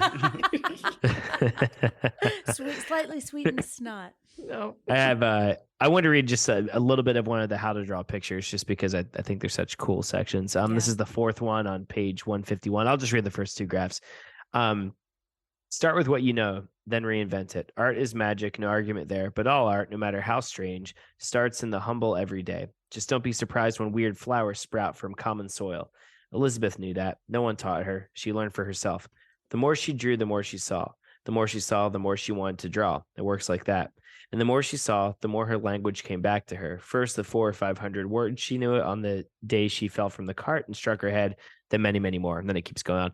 And what I really like about that is that you kind of start off these interludes almost thinking it's going to be from Edgar's point of view. That's this kind of tutorial. It is for a little bit, but then it becomes a little bit more surrealistic, a little bit more metaphysical. But then this one, it's doing that. Like the first graph almost sounds like something from On Writing, but then you actually start to get plot details about Elizabeth's past. And from what I remember, I think that's the first time you start to get concrete details is in these interlude sections, which is a neat trick because you're like, wait, what's going on here? And then if you go back and reread all of that after knowing how she plays into this narrative, you're like, oh my gosh, those sections were doing something I wasn't even realizing. And that just continues to build and build throughout the novel. So yeah, I thought that was quite lovely. Who else has another one they want to share? I'll do Jen, then Rachel. I actually pulled the first how to draw a picture, which I thought it's just such a beautiful way to start this book and to kind of set the tone for what it's going to be. Start with a blank surface. It doesn't have to be paper or canvas, but I feel it should be white. We call it white because we need a word, but its true name is nothing. Black is the absence of color, but white is the absence of memory, the color of can't remember. How do we remember to remember? That's a question I've asked myself often since my time on Duma Key, often in the small hours of the morning, looking up into the absence of light, remembering absent friends. Sometimes in those little hours, I think about the horizon. You have to establish the horizon. You have to mark the white. A simple enough act, you might say, but any act that remakes the world is heroic, or so I've come to believe. I just think it's so nice. And, yeah, I love that. It's a hell of a way to start. Yeah. Rachel, what do you have? Yeah. So on page 52, he's talking about, pain. So he says, a hurt body and mind aren't just like a dictatorship. They are a dictatorship. There is no tyrant as merciless as pain, no despot so cruel as confusion. That my mind had been as badly hurt as my body was the thing I only came to realize once I was alone and all the other voices dropped away. Yeah, that's great. Yeah, just a lot of like interior work going on in here. I feel like these are very almost like inner monologues or something. Yeah, if you notice on every page, it's Muchacho. Yeah. I thought that was really powerful. The way every time I'd read it, I'd be like, that's speaking to me. On a scale of MOON to bad gunky, I feel like Muchacho is like on the lower end. I like MON. MON's great. Yeah. MON. You guys got my other ones though. I did like those, like how to paint or how to draw a picture. How to draw, yeah. MON works because it applies to so many things. It gets and it means so many things. It's flexible. It's dynamic. It's sort of cheating too, because you'd be like, no, that doesn't spell that. Wrong. And then, but Muchacho and Bad Gunky's because the problem is, and I know this isn't how King means us to hear it, but whenever anyone says Bad Gunky in Lacey's story, I picture them saying it like a little scared kid, like, no, that's the Bad Gunky, which is just. I hate it. Yeah, I love that. I think that's one of his best novels. I love that novel. I do too. Yeah. Really anyone have another one? Yeah. I have a couple more. Yeah, do it. Go ahead. Go for it. I won't read it, but I marked the first time he hears the shells and he wakes up at night and he's like, it's grinding or it's breathing. I thought that was really nice. Yeah. I like the sound of shells. I do too. Again, in the surf. I think it's really get ASMR from it. I like it. Yeah. Well, and it's a little long, so I won't read it, but he's talking about like just the ocean and the west coast of Florida. And it's really nice. But I also, the part I like when his friend Tom is talking about taking his pills, and he said he gestured toward the canvas in the main room. What are they really? I mean, no bullshit, because I wouldn't say this to very many people. They remind me of the way life was inside my head when I wasn't taking my pills. They're just make-believe, I said, shadows. I know about shadows, he said. You just want to be careful they don't grow teeth, because they can. Then sometimes when you reach for the light switch to make them go away, you discover the power's out. just thought that was really haunting. Yeah. Yeah, I love that. Rachel, you had another one too? Nope. I had one more. Sorry, I had to move my mic stand. I'm using the book as a mic stand. Pfleegor, then Jenn. It's actually in the inside of the dust cover. It has a sort of a squiggle or a line that wiggles a little bit, and it says, "No more than a dark pencil line on a blank page, a horizon line, maybe, but also a slot for blackness to pour through." Ooh, Yeah, I like that. Is that like a Leonard Cohen song? Like, that's where It sounds like it might be. Yeah. the darkness, like darkness, flower, blackness. Everybody knows the darkness. And Jenn, you said you had one more? My one more, yeah. And this is kind of like the reverse of "I hate critics." I love his like final line as "Stick it up your friend, you dumb Bert." I just think it's such a perfect line because it like it's funny, but it's not like super cheesy and stupid. And it kind of like, it's like him owning his like flaws, and it's just really funny. So I love it. No.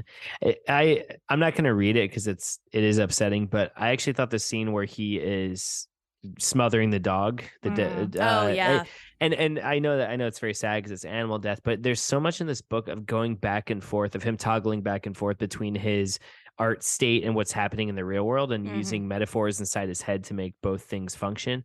And I think that's the first time we really see him do that, and then we see him apply that practice to his paintings later. So I'm not going to read it because it is upsetting, but I do think that's a great passage. Anything else before we go to the bluer side of King? I won't read it, but the moment where he's talking about happiness during his lecture is really nice. And he's talking about like the night rising up out of the ocean. Yeah. Really nice. There's a lot of really great writing in this book. Yeah, for real. It's and different kinds of writing, and it's all it's almost siloed because I like, cool, you have your spooky stuff that's great here. You have your really meditative portions here. You have him reflecting on art itself. There's some fun dialogue. Yeah, it's a really he's really what'd they say? Going on all cylinders. Firing on all cylinders. There you are. All right. Well, speaking of firing on all cylinders, let's rev up our engines and go to mixing my food and car metaphors here. Let's go eat some pound cake. After all you've been taught, everyone in bad, Mama, everything in the sin. Come to your closet and pray, ask to be forgiven. He's a nice boy, Mom. You like him. You really like him, Mama. Surprisingly little amount of pound cake, I think, for being a 600-page King book. I wrote down two things, but I forgot to write down their page numbers. I wrote down art gallery boob grabbing. Well, not boob grabbing, but like her places a hand on her heart. Yeah, does anyone have that marked? Yeah. Anything you want to read from that part, Jenn? I mean, do I want to read it? Yeah, you don't have to. Yeah. For so reversing the numbers. It just almost felt like that male fantasy wish fulfillment. You're like, she's like, she wants me to do it, kind of thing. Okay, so Mr. Fremantle? Yeah. It was a lovely redhead whose generously freckled breasts were in danger of tumbling from the top of a fragile pink dress. She had big green eyes. She looked about my daughter Melinda's age. Gross. Before I could say anything, she reached out and gently grasped my fingers. I just wanted to touch the hand that painted these pictures, she said. That's wonderful. Freaky pictures. God, you're amazing. She lifted my hand and I kissed it. Then she pressed it to one of her breasts. I could feel the rough pebble of a nipple through a thin gauze of chiffon. Then she was gone into the crowd. Does that happen often? Cayman asked. And at the same moment, Kathy said, so how's that divorce treating you, Edgar? They looked at each other for a moment, then burst out laughing. I laughed. They laughed until they knocked on an umbrella. I'm pretty sure he's used that phrase "hard pebble of a nipple" before. Yeah. I always laugh when it's like, no, it reminds me of. Hey, if I know Pfleegor asked because he's the one who showed it to me on Comedy Bang Bang, where Brett Gelman has that he gets fired but then comes back and he's written a play about being fired. And he has Bob Odenkirk like playing the parts, and he has Bob Odenkirk playing the secretary that like has the hots for Brett Gelman. And it's like clearly it comes off like that, just of like no, I would love for you to do that. Yeah. It's like I was just sitting. He's like, I would never disrespect you like that. Yeah, exactly. I thought that was funny. And then the other thing I wrote down something about a boner, but I don't know what part that's on. So what else did you guys have for pound cake? Maybe one of you will read this other thing I'm trying to find. I also didn't like write the passage, but yeah, I mean, he hooks up with his wife again. I don't, it's it's kind of nice though. I was gonna say, I feel like it doesn't go into detail. It's just kind of like one of those things where she's like, "Here's my key, come on in." There's a lot left to interpretation. I guess there's a bit of a male the fantasy imagination aspect. Like, you know what I mean? Like, but there's like him being like, it's like, well, let's just have one last rodeo, one last hurrah. I still care Jane. about you. Yeah, it's like, oh, well, if that's what you want to do, I suppose. Sexual healing. Yeah. Ooh, so yeah. I'm trying to think of the last few, but no, that's not. I was gonna say I feel like we're in a little bit of a fallow period for Pound Cake, but that's not true because Lisi's story has some of the. Yeah, but I also think the character being an older guy, it's like it's not.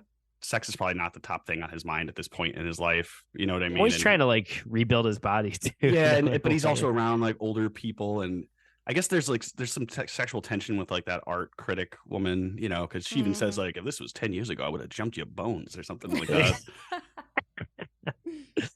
that. Any other bits of Pound Cake? Rachel, anything? Any Pound Cake you have? No.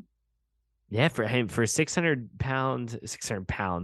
page King novel. That's quite a dearth of tasty morsels in this. Yeah. So let's. But I think we might have a little bit more in the next section that we like to call the cemetery. What's the bottom of the truth? Well, sometimes that is better.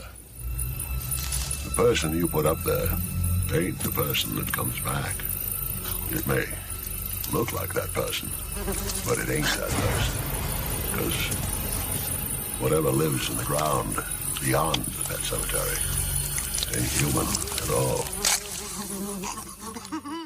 Welcome to the cemetery, where we talk about the spooky ooky elements of Duma Key, which there's quite a bit of, at least in the back third of the book. And he paces himself, I think. You kind of get some of it in the paintings as we see Persephone come a little bit closer. But like I said, that last third, he's just going whole hog pretty much. Let me find the do any of you have something marked? I have a passage I know I want to find real quick.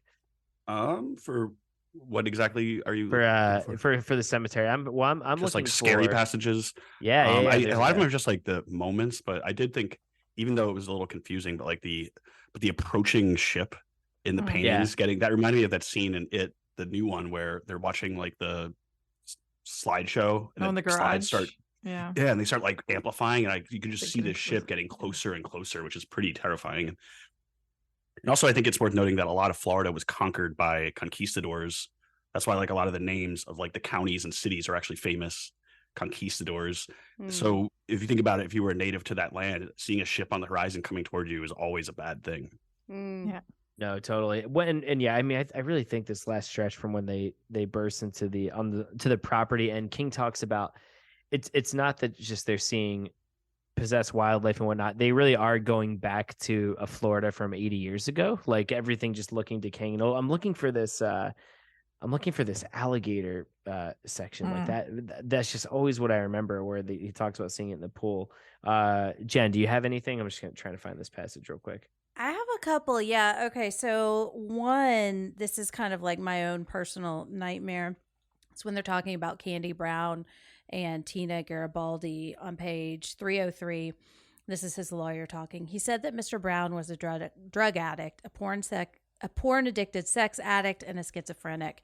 Nothing about being powerless over ice cream, and now that's what I call music compilations, but of course the jury hadn't been impaneled yet. In addition to Channel 6's mic, I saw NBC, CBS, ABC, Fox, and CNN logos. Tina Garibaldi couldn't have gotten coverage like this winning a spelling bee or a science fair, not even for saving the family dog from a raging river, but get raped and murdered and you're nationwide, Sweet Pea. Everyone knows your killer had your underpants in his bureau drawer. I just think it's such a terrifying little detail. I talked a lot more about this on our Colorado Kid episode, but just like losing your autonomy in death, it's just really creeps me out. I found so this is at once they go into Heron's Roost at the end. I mean, I could read this whole like 50-page stretch if I want to. It's just thing after thing. I love we get this a little bit earlier onto the giant frogs that are frog-like creatures that are coming after the girls, but then they actually see some of them here. But I'm going to read about the alligator. And also too, like, I didn't Pfleegor. Do you ever have an alligator in your pool? You had a pool. Yeah, we had up, like right? scorpions, alligators. There was an Yeah, alligator like- on our property No, when I was thank down you. there. Always get They're pretty pri- peaceful. They kind of just Until Yeah. they hang eat you. out. Yeah. They'd Well, so rather the not. alligator in the pool or any body water really is such a Florida thing. So this just captures that, and then obviously with the circumstances around it. So I'll just read this this graph. Okay. Wireman was afraid of snakes. Jack was afraid of bats. I had no idea I was afraid of alligators until I saw that chunk of prehistoric darkness separate itself from the decaying stew in the old pool and come for us. First across the overgrown concrete, brushing aside the last surviving tipped over lawn chair as it did, and then sliding into the weeds and vines trailing down from the nearest Brazilian peppers. I caught one glimpse of its snout wrinkling back, one black eye squeezing shut in what could have been a wink, and then there was only its dripping back protruding here and there through the shivering greenery, like a submarine that's 3/4 under. It was coming for us, and after telling Wireman I could do no more, grayness came over my sight. I leaned back against the old warped boards of Heron's Roost. They were warm. I leaned there and waited to be eaten by the 12-foot-long horror that lived in John Eastlake's old swimming pool. And then they eventually Wireman gets the drop on it and kills it. Reminded me of that scene in Resident Evil 2 where you have to kill the alligator. But I just think that's a perfect way to describe an alligator, like, because a lot of times when you see them and they have vegetation or marsh around them, it looks like they're part of it. And this idea of a slab of darkness breaking away from moss, really freaky. Yeah. Reminds me of The Raft a little bit too. So yeah, big fan of that passage. That's kind of my like MVP horror passage, even though I could pick any bit of text from that stretch. What else have y'all got? Rachel, you got something? Yeah, on page 280, I think this is like the first real like scare, I guess, if you were going to say it like in movie lingo. It's about the little girls. He said, I knew where they had come from. They had crawled out of the shells. They started up the stairs toward me, hand in hand. Thunder exploded a mile overhead. I tried to scream. I couldn't. I thought, I am not seeing this. I thought, I am. I can do this, one of the girls said. She spoke in the voice of the shells. It was red, the other girl said. She spoke in the voice of the... I don't know why the shells sound like that, apparently.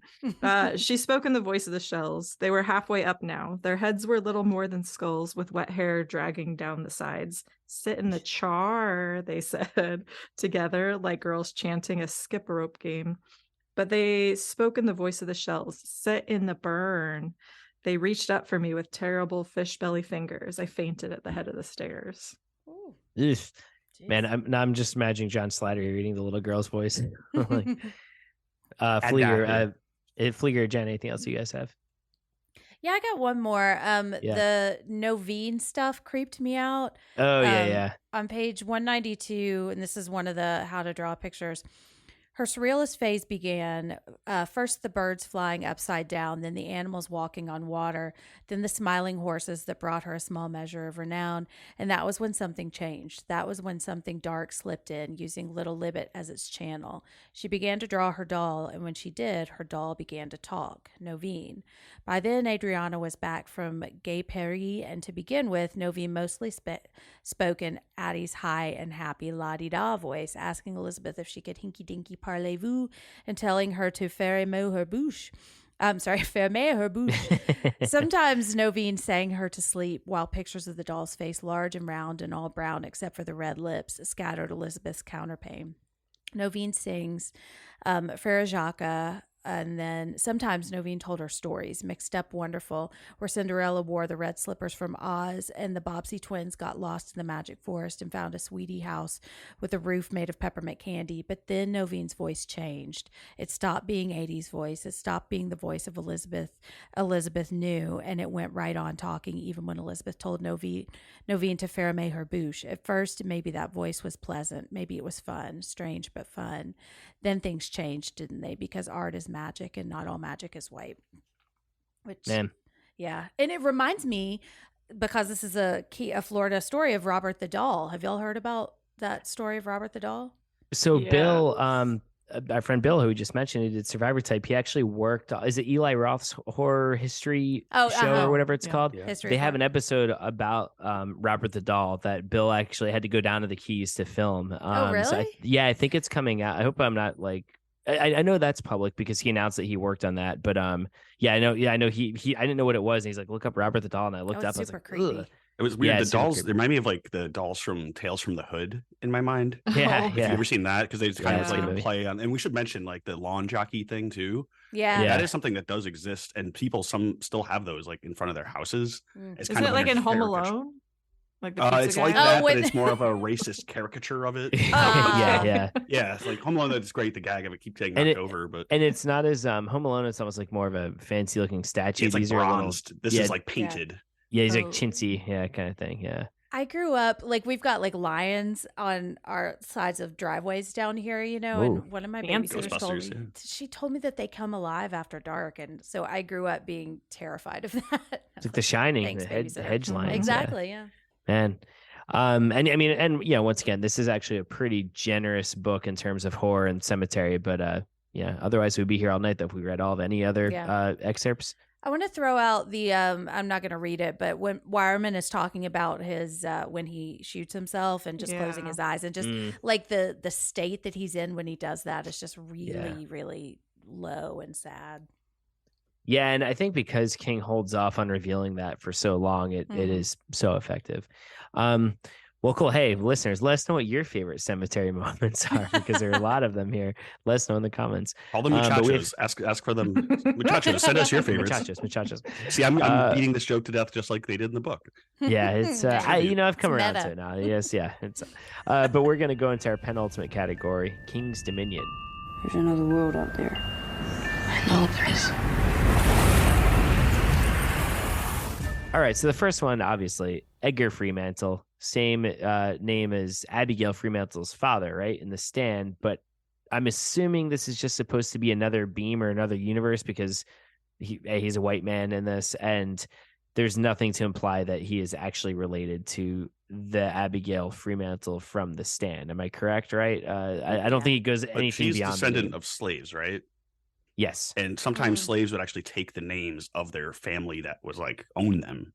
That's So true. that's like a lot of times. So it could be that maybe somewhere back in the day, the Fremantles also owned Oh, Mother that's Abigail. it. Yeah. But there was no concrete proof, but that would just be my theory. How close is Minnesota to Nebraska? I'm trying to think. Not very close, super right? close, I don't think. Yeah, it's funny because I remember when this book came out and I read the synopsis, I was really excited because I was like, oh, this is about like Mother Abigail's dad. It just wasn't. And I think this is shortly after Dark Tower 7 where it's like, okay, well, everything's connected. We know that about King now. But I don't know, sometimes, you know, it's fun to see Desperation of the Regulators where it's like, oh, they just have similar names, but they're different characters. But then sometimes it feels a little like a cop-out. I'm like, come on, there's some kind of connection in there. But yeah, that's one of them.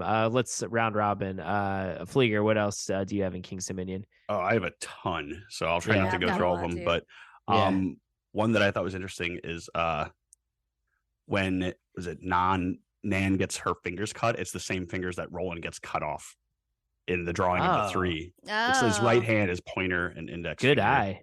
That's cool. My finger on the pulse, as it were. Yeah. Man. Yeah. Let's see round robin. Rachel. Well, let's do first. So when I heard Dr. Kamen, being the nerd I am, I just thought of Michael Kamen, who's the composer who did the Dead Zone. Man. And also like Lethal Weapons and Die Hards and Last Action Hero and tons of other stuff. But I was like, oh, maybe that's a Dead Zone. little nod to him. Yeah. Maybe.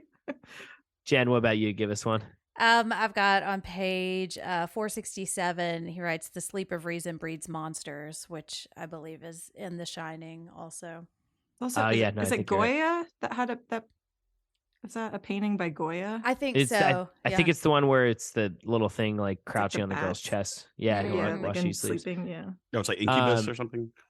Yeah, I think it's supposed to be an Incubus. It's the if you ever see that movie Gothic, the poster of Gothic is supposed to be referencing that, I think. So Gandalf the dog in the beginning is also the name of the dog in a short story in the Bizarre Bad Dreams called Summer Thunder. And that's right. I won't spoil the circumstances, but it's one of my favorite King short stories. We won't get to it for a while, but it's very good. Pfleegor, what else you got?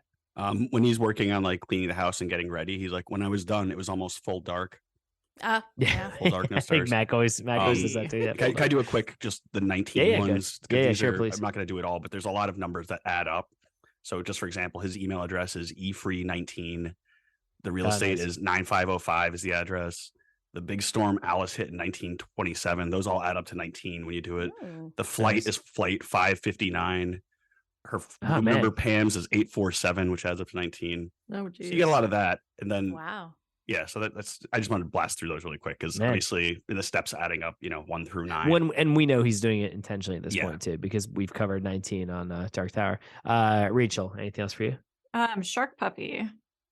Isn't that the band?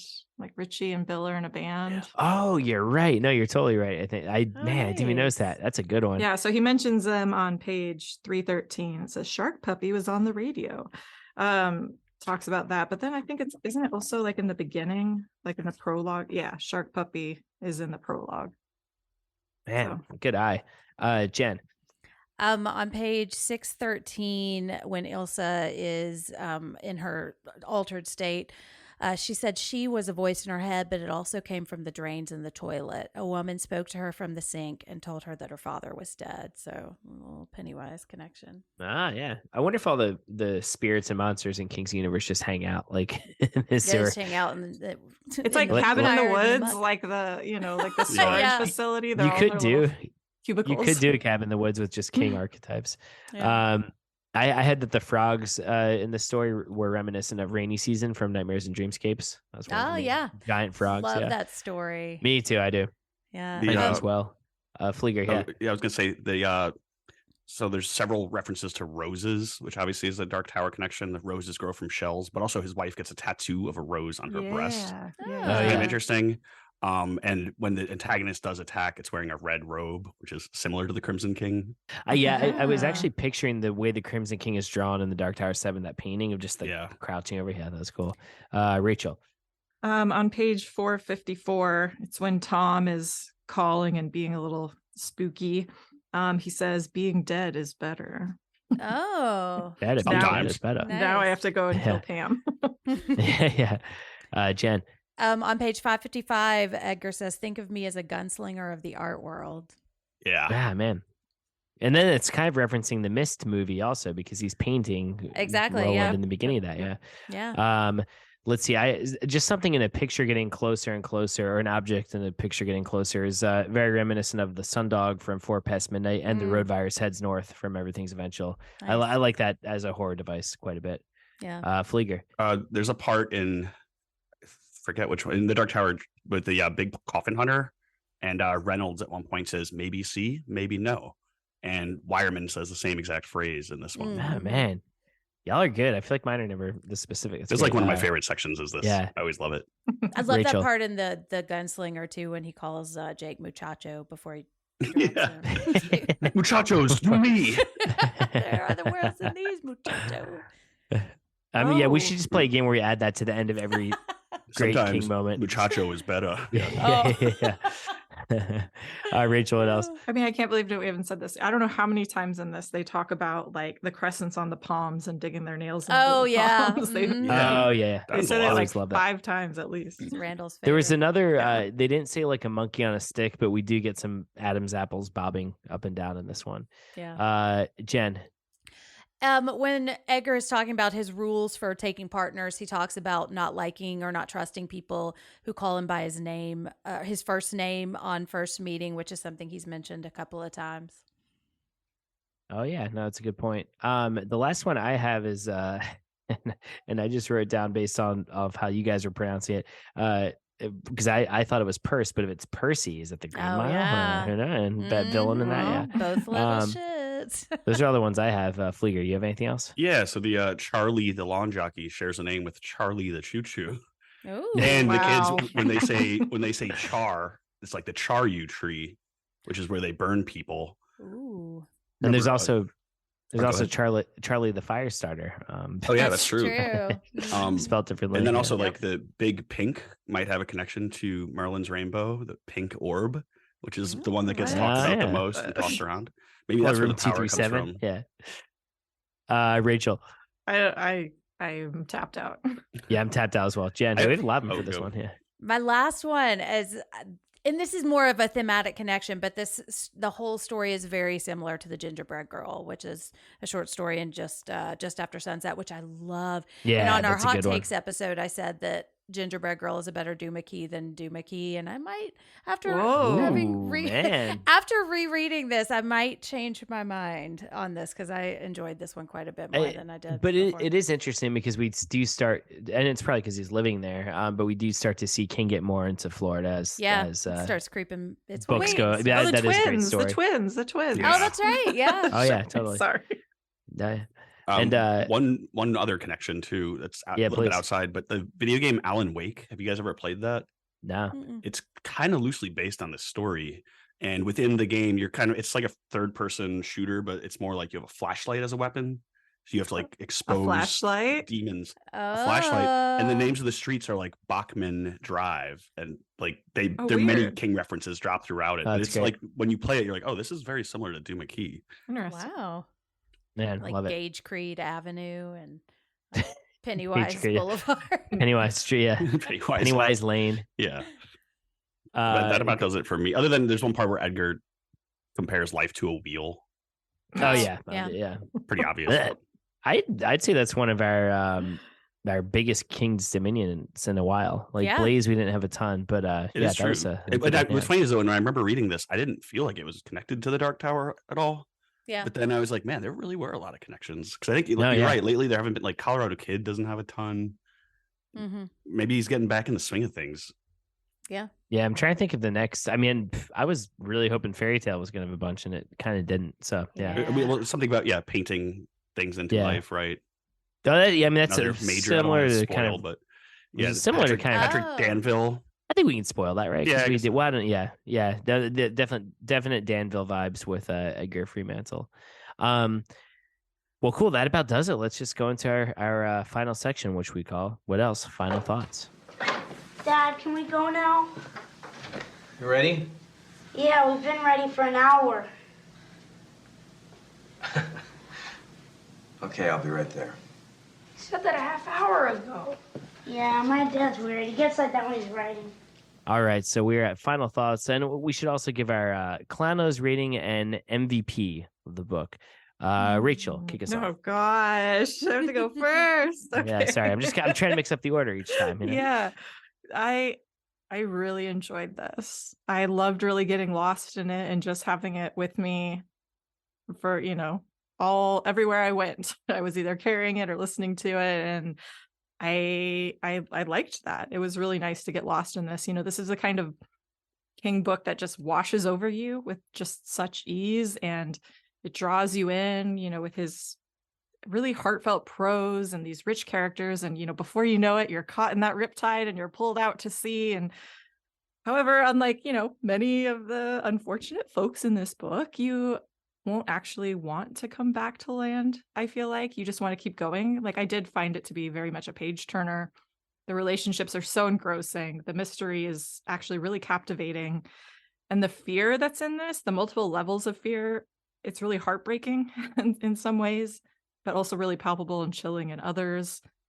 King is exploring like so many different ideas in such nuanced ways. And it's one of those books that it reminds me just why I and we here at the Losers Club love him so much. And even the ending, which, hey, King can write endings. Who knew, right? Like, I think he nails this, and it's a beautiful bummer, but at the same time, just absolutely perfect.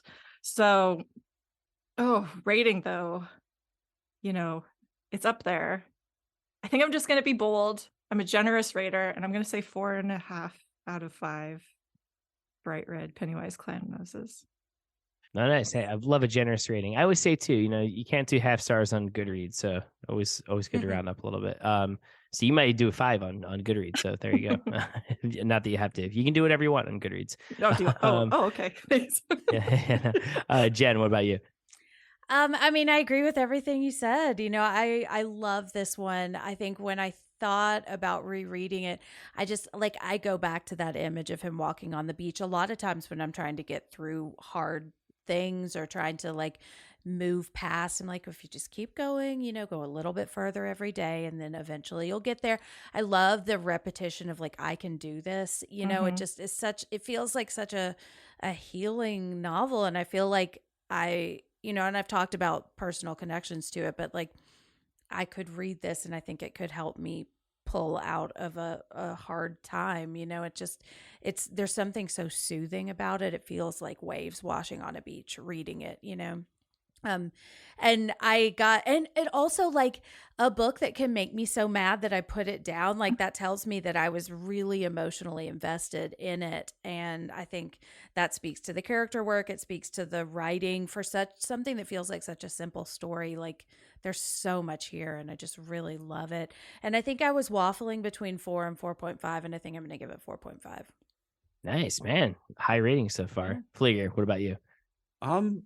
So as I was saying, like I was reading this while I was in Florida, and something I spoke to Caffrey about, I said it's always strange going home because they feel familiar, but they also feel very different.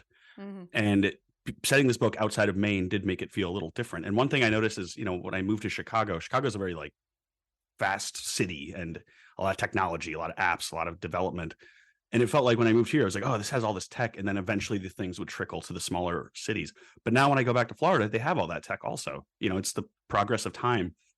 So sometimes you forget, you think because you're in a place that other places aren't changing or, this is like that. And this, but it's like, no, it's always in a state of change. So seeing King be at this phase of his writing and being in a state of change, there is something familiar about this book. I like the winding passages. I love the great, the adjectives, the descriptions. But it also feels different. And I think this, it was what you're saying, whether this caps off this era before, Under the Dome, 1122, there's something distinctly different about the way this feels compared to the 70s and 80s books. And I liked it. I really did enjoy being in this space. So I'm going to have to go with 4.25 bright red Pennywise clown noses because I refuse to be penned in like an alligator. I'm going to go where I want.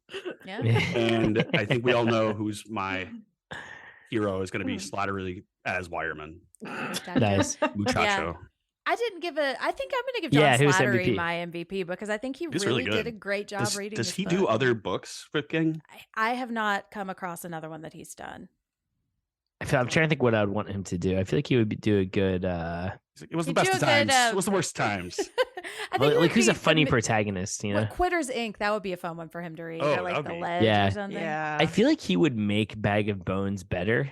I think I would like to hear a Slattery Bag of Bones. Pierce Rachel, Brosnan. did you give an MVP? I didn't. I'm mulling it over. My MVP is going to be, I'm just going to say Edgar. I really do think like this character really goes on a journey. He starts out as a dick and we end up like, like really feeling for him and like going through these friendships with him and evolving and healing with him. And I think that that's a really powerful character. So yeah, I'm going to go with Edgar. Nice.